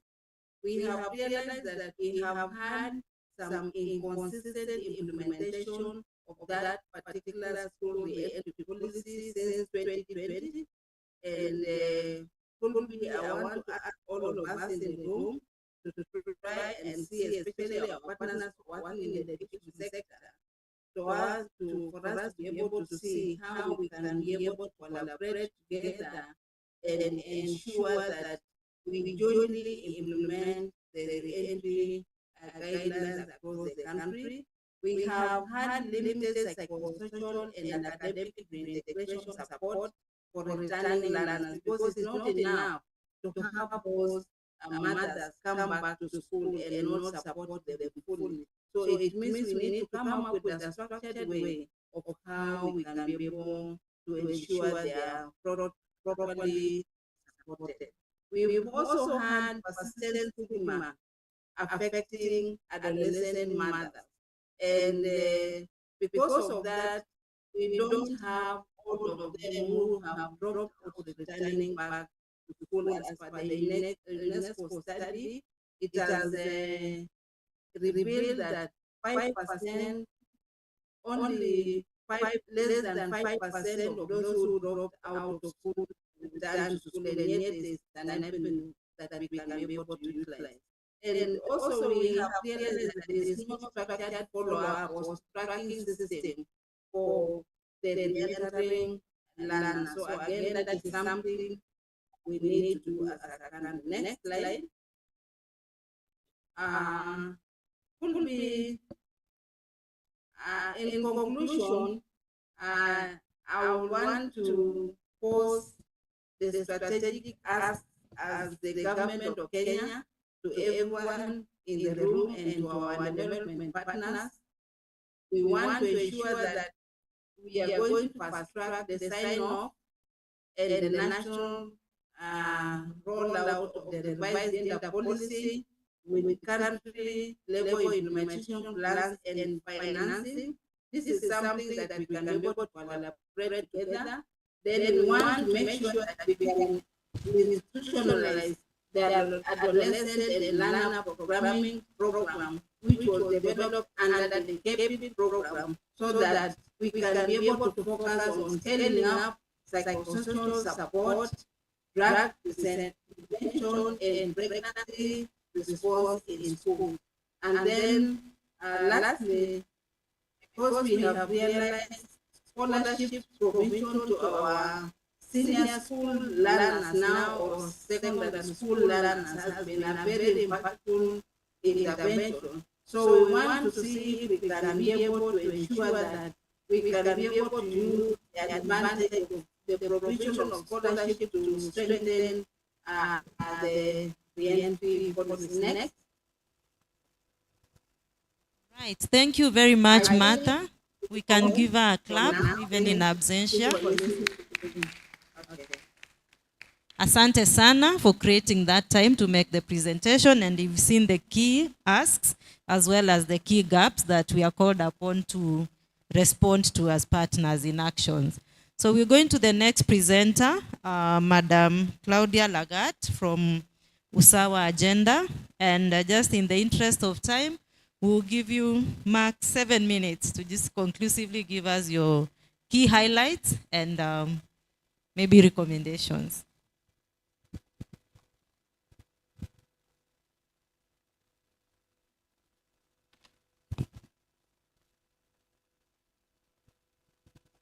Good afternoon, everyone.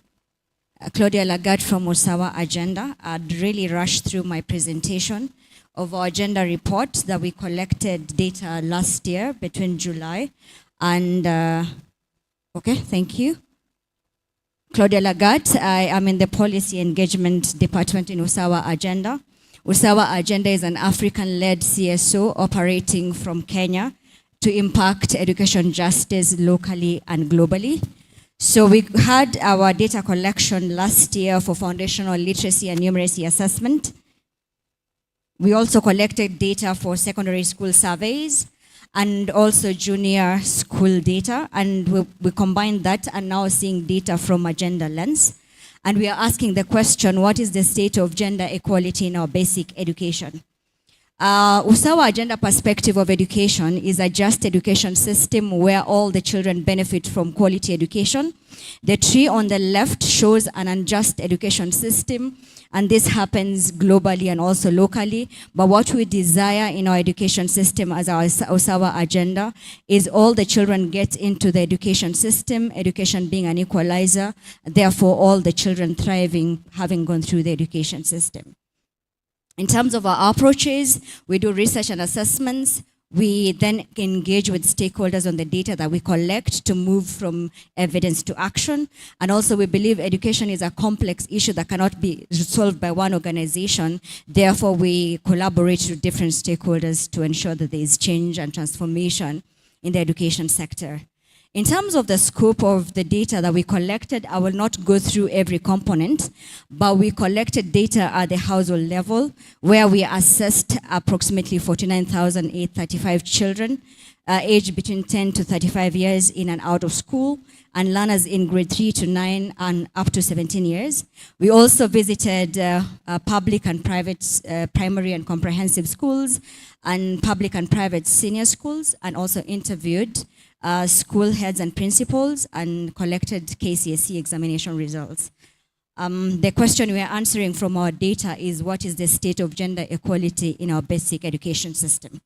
I will go straight into the key highlights or key findings from our report. And the first finding is no child is more disadvantaged than a girl out of school. An out-of-school teenage girl is 12 times as likely as her in-school counterpart to suffer early pregnancy. Children in female-headed households are more likely to be out of school. The teaching profession becomes more male-dominated as one goes up the levels, from 58% female in primary, 51% female in junior school, to 43% female in senior school. And science and mathematics subjects are dominated by male teachers across the different senior school gender groups. That means boy, mixed, and girl schools. And there is significant learning resource gap in favor of boys' schools persist at the senior school level. In terms of access to school, we've had this since yesterday. Our data shows the same trend, that nationally more boys than girls are out of school. I just forgot to mention that we also collected data from refugee primary schools and households, because we believe this is important as the government is working on integration. So nationally, more boys than girls are out of school, but among refugees, girls are worse off, and the ages at risk are 4 to 5 years and 13 to 17 years in Kenyan households, and for refugees are 5 to 4 years and 6 to 12 years. In terms of household heads, children in female-headed households are more likely to be out of school in Kenyan households, but in refugee households, children in male-headed households are more likely to be out of school. And again, the trend is in refugee, more girls are out of school compared to the Kenyan households where there are more boys out of school. In terms of the education levels of the head of the households, there is a correlation here between the level of education of the head of the households and the number of children out of school. So you can see the head of households without education has the highest number of children out of school at 17.5%. Again, there are more boys out of school at 18.6 and 16.3 compared to the children who come from households where the head of the households have at least a degree, where we have 1.9% of children out of school.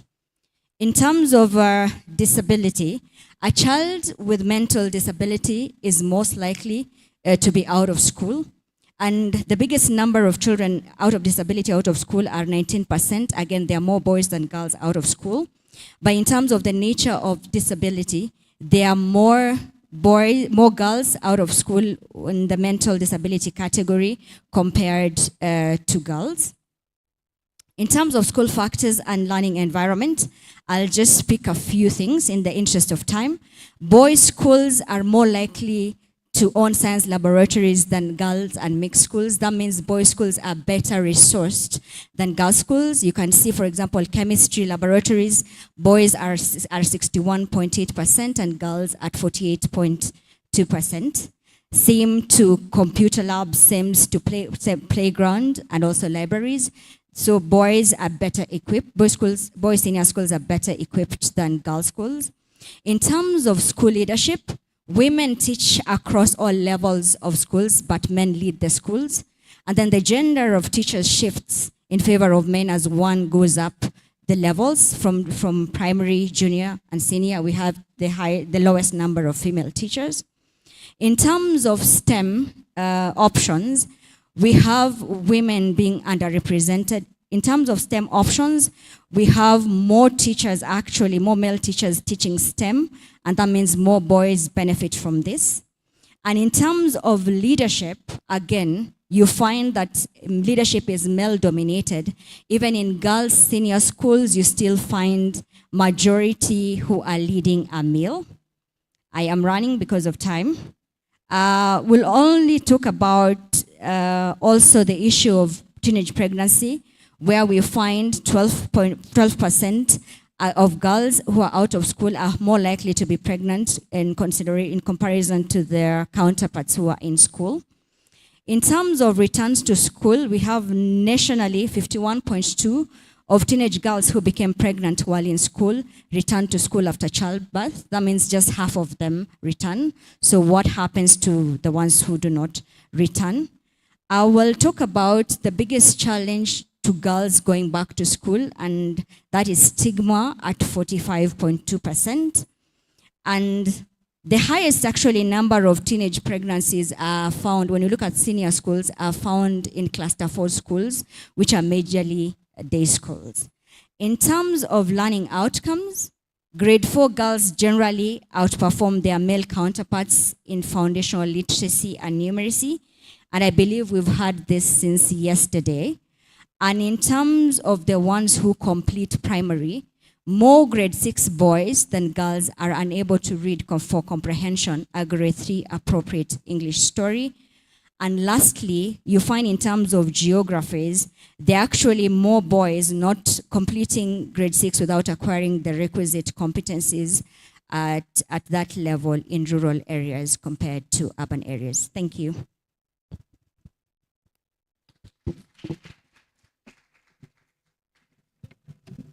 Thank you very much, Claudia, for the presentation. We still continue to see that data is speaking.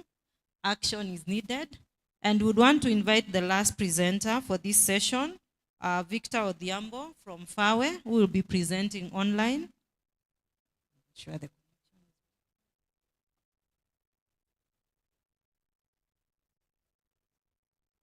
So as we fix the connections, any questions from the floor? Yeah? Any questions? 2, 3, 1 question as we fix the connection?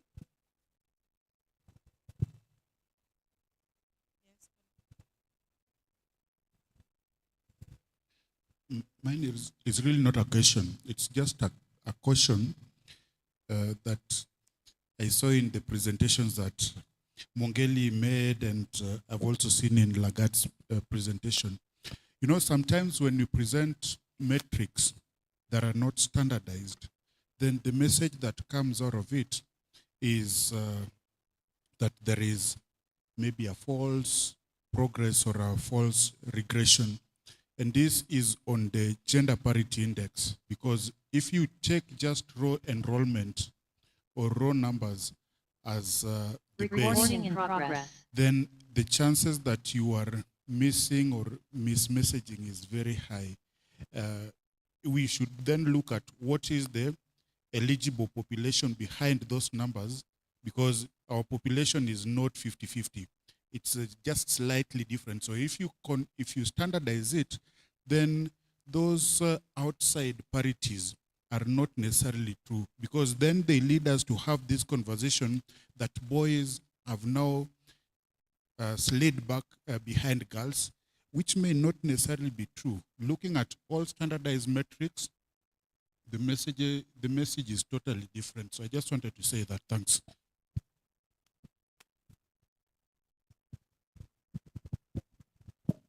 So we'll just take one more question. We take note of it, and then we give Victor the opportunity to present.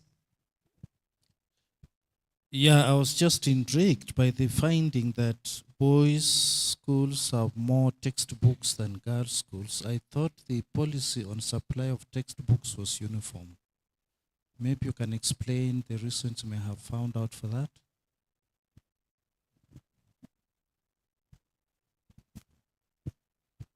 To the presenters, we will answer to the questions after the presentation by Fawe.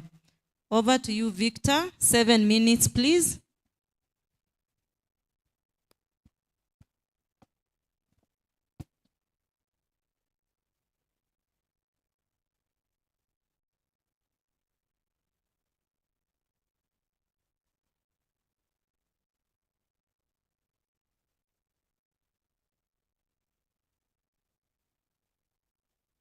Hello.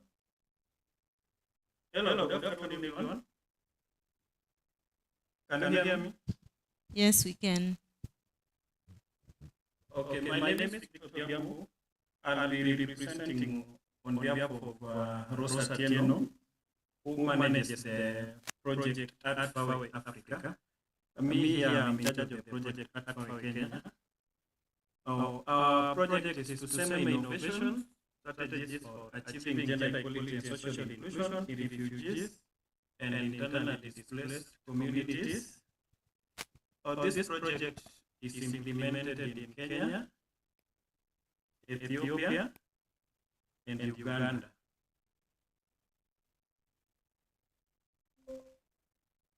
It is a 3-year project.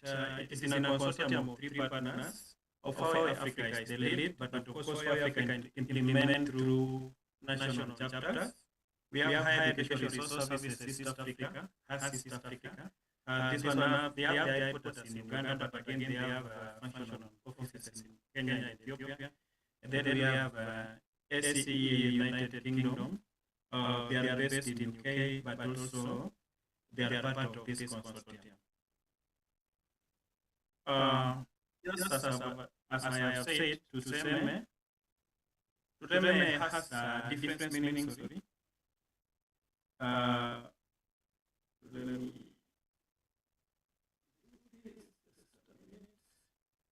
Tuseme is a Swahili word that means let's speak out.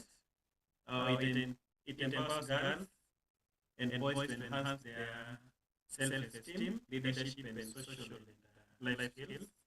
The Tuseme set began in the year 1996 in Tanzania, University of Dar es Salaam. And Tuseme as a model has been in existence since then in at least 17 countries in sub-Saharan Africa. This approach is implemented through clubs in school, and it uses an approach of theater. Back to this project, there is the main question is, to what extent that to semi model empowers internally displaced and refugee learners to identify and analyze the problems that hinder their academic and social development and advocate for change. The following research questions is looking at the conditions that to semi will be effective in promoting gender equality and girls' inclusion in education. Of course, we are looking at to what extent gender responsive pedagogy supports the effectiveness of TUSEME. We are also looking at Center of Excellence, how it is effective in supporting TUSEME, and also we are looking at the key actors and structures to engage to ensure the effectiveness of TUSEME. This project is implemented in various phases. The phase one was model learning. We looked at how TUSEME works and conditions in schools which are not IDPs and refugee schools. And then we had phase two. Phase two was the refugee schools. We focused in 4 schools, one in Kakuma, 2 in Kakuma. In Kakuma we have Somali Bantu and Malakal. In Dadaab we have Central Lagadera. All those are refugee schools, and then we have one school in Busia, Ronyo. Ronyo we picked it as a refugee school. Now, based on that, I've said this one is a phase study. And then when we looked at enabling factors in the mainstream schools where we currently have up to SEME, we picked some of the enabling factors, and those were large female enrollment provides significant population to benefit from gender-focused initiative. Then we also realized that teacher-led recruitment ensures engagement of motivated students. We also realized that dual participation in clubs like mini-media enhances advocacy for TUSEME, and also presence of complementary clubs support TUSEME reach. We also realized that low teacher turnover and retention of power trained staff provides knowledge base for revitalization. Parent support for children involvement in extracurriculum activities is key, and also presence of a structured extracurriculum program offers a framework for TUSEME. There are also these enabling factors that we picked from the phase one studies. Amongst them were limited knowledge of TUSEME amongst new staff and management. That one can hinder the support. There was also issue of confusion between the TUSEME and another aspect of scholarship, which is part of our interventions.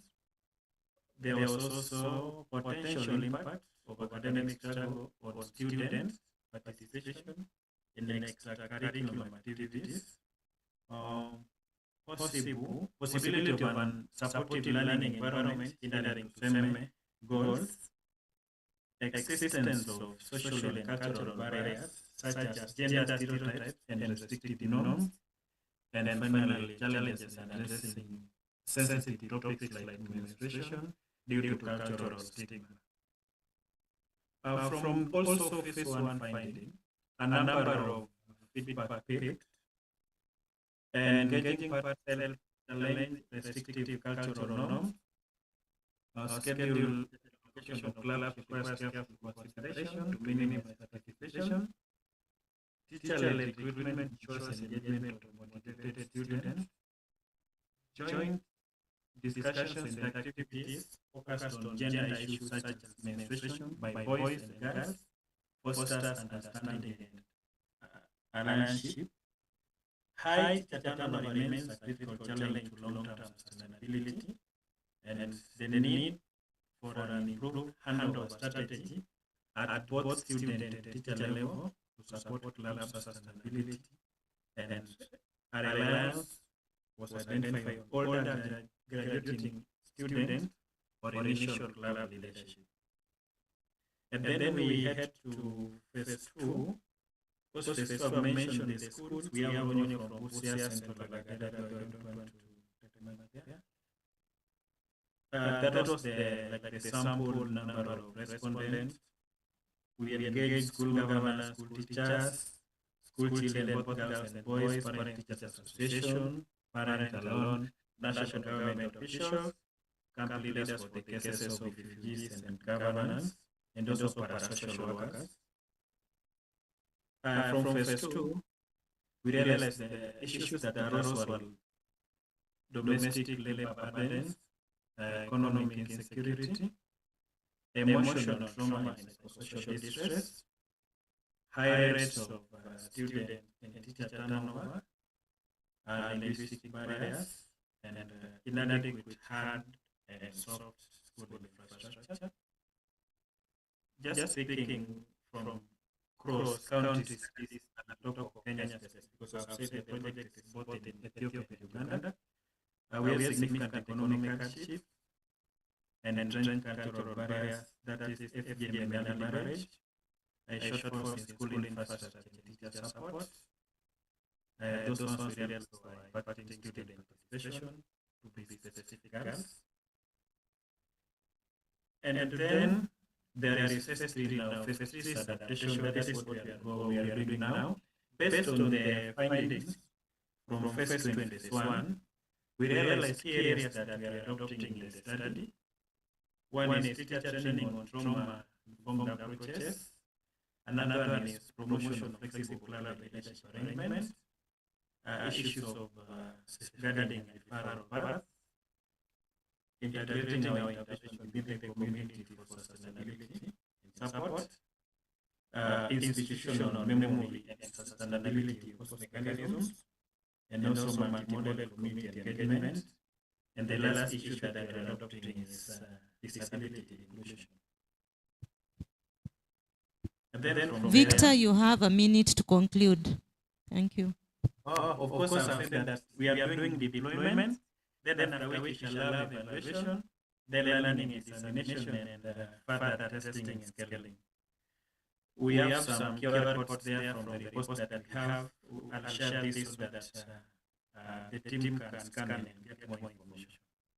Call to action to integrate the same life skills in academic and also schools, minimize teacher transfer, and support to ensure that gender-responsive pedagogy is in the teacher's training curriculum. Thank you. That is it.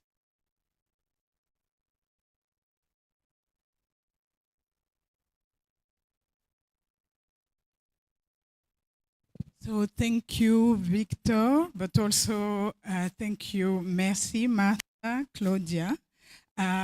They've walking us through evidence and data and how this translates into concrete policy action and result for gender equity and inclusion in the education sector. Now we are going to the question and answer.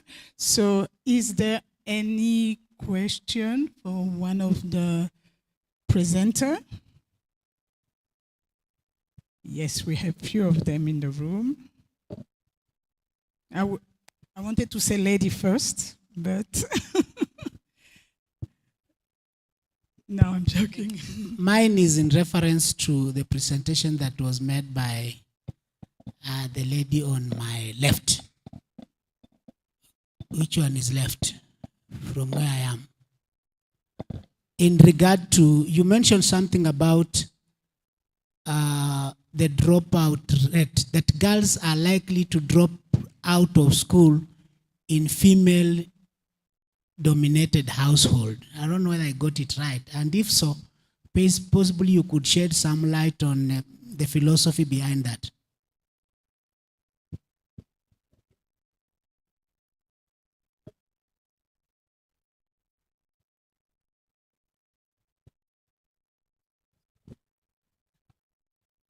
Thank you so much. Thank you, presenters, for all the presentations that you've made.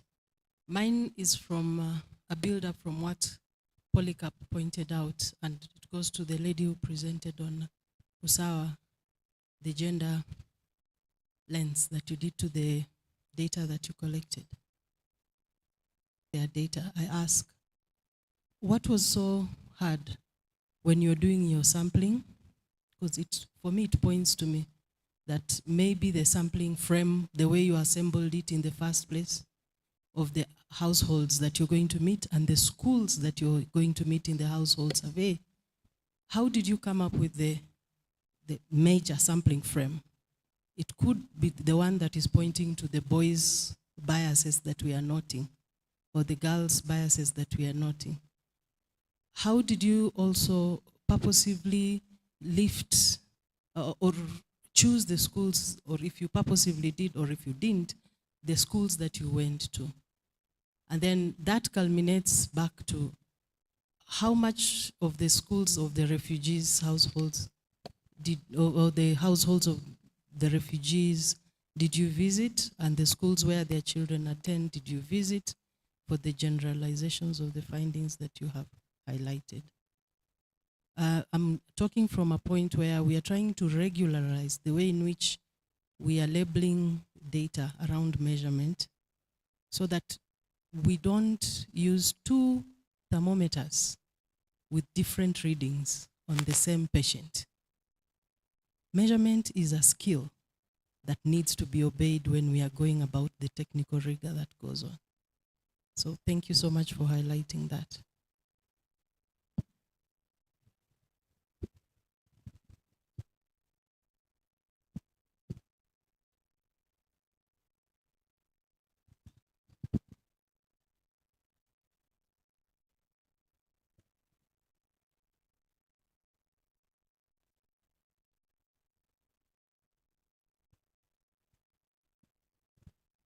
Yes.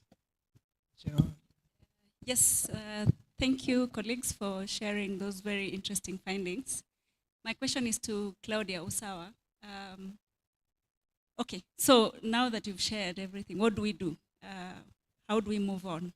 What are the, do you have any concrete research recommendations that we can adopt, or you can share, or just something that will guide us to the next step? Because I feel like we are focusing more on the issues, which is important, but we don't know how to proceed out of this with this meeting. Or do you see an alignment with KICS research or anything that will be useful so that we can see how best to contribute to resolving some of these issues that you presented? Thank you. Okay.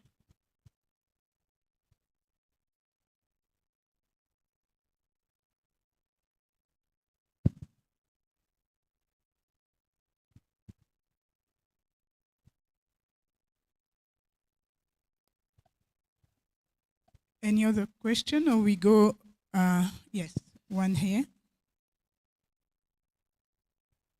There, and after that. Is there other question? So we can already see if it's the last one. Yeah, I just wanted to ask, this data on especially teen pregnancies, there's a lot of data with so many people. I know even at Mizizi we have some data.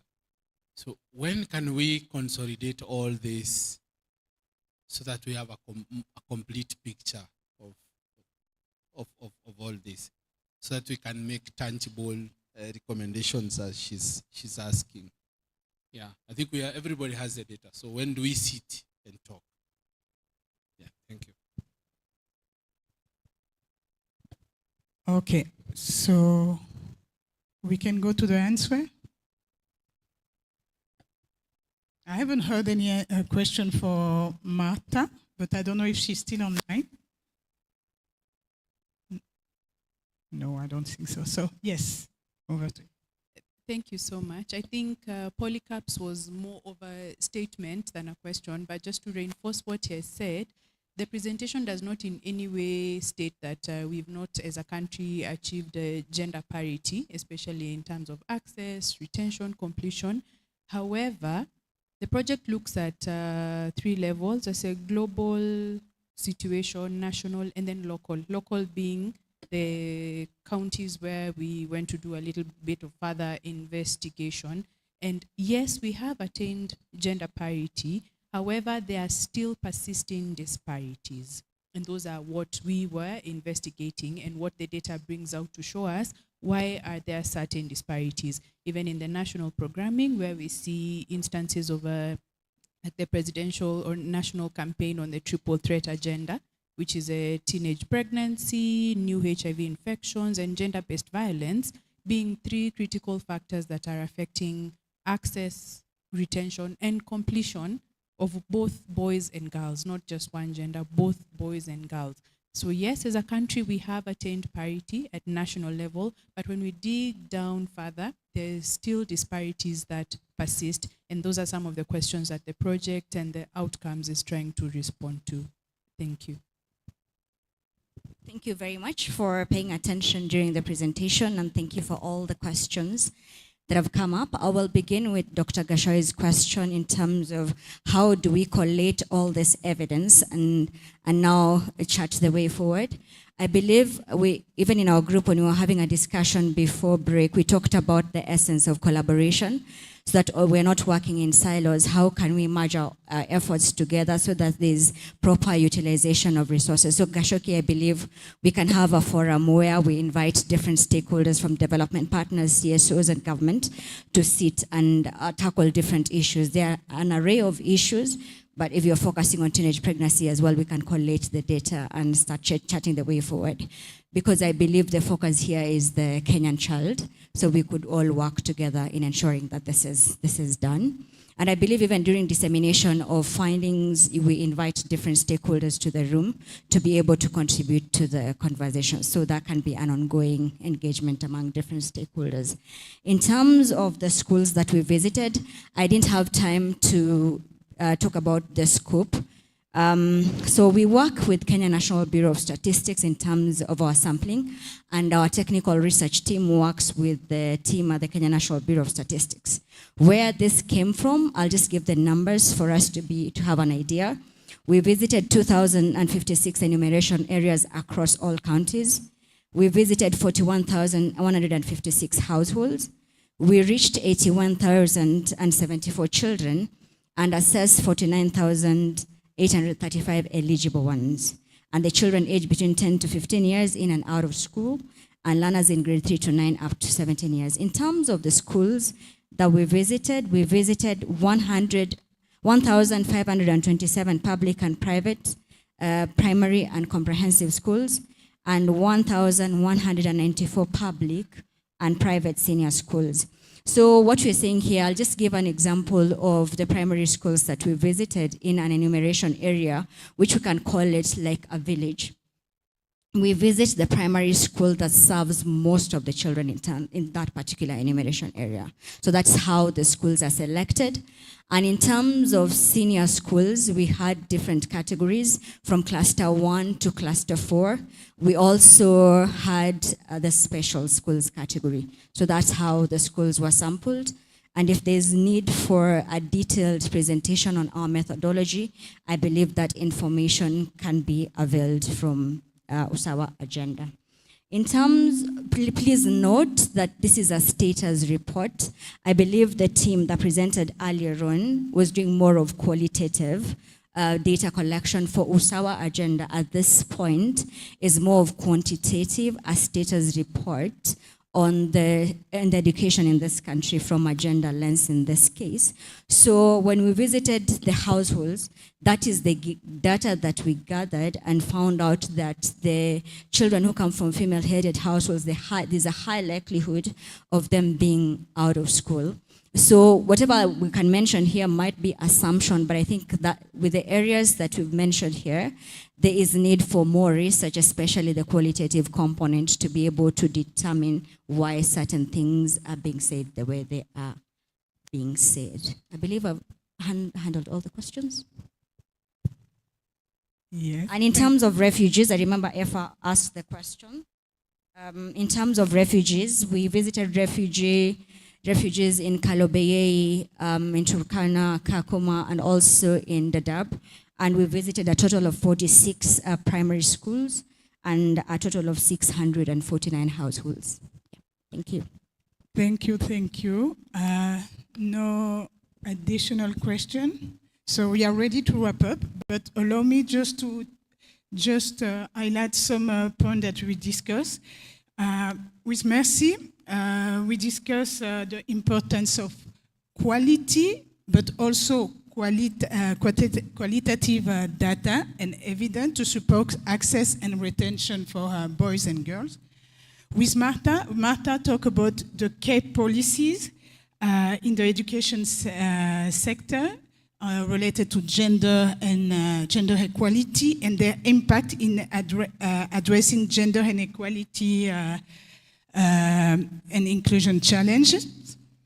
With Claudia, we had Claudia brought the civil society perspective, and she explained a very insightful study on gender equality in Kenya's basic education system, highlighting specifically the gaps between the current education system and the ideal education system.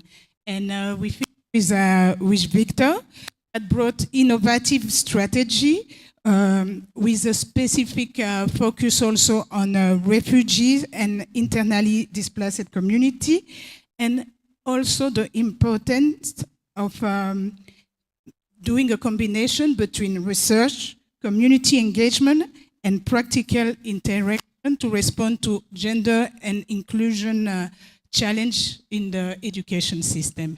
So thank you very much. I think we are all hungry, so we can conclude. That's it. Thank you very much.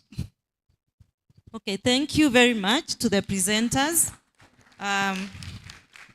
We can do better. I know our sugar levels are not very good. So asanteni sana. So we beg to break for lunch. And just before we reach to the lunch area, we are being invited for a group photo with all due respect.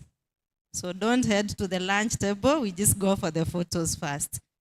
Sorry, just a second.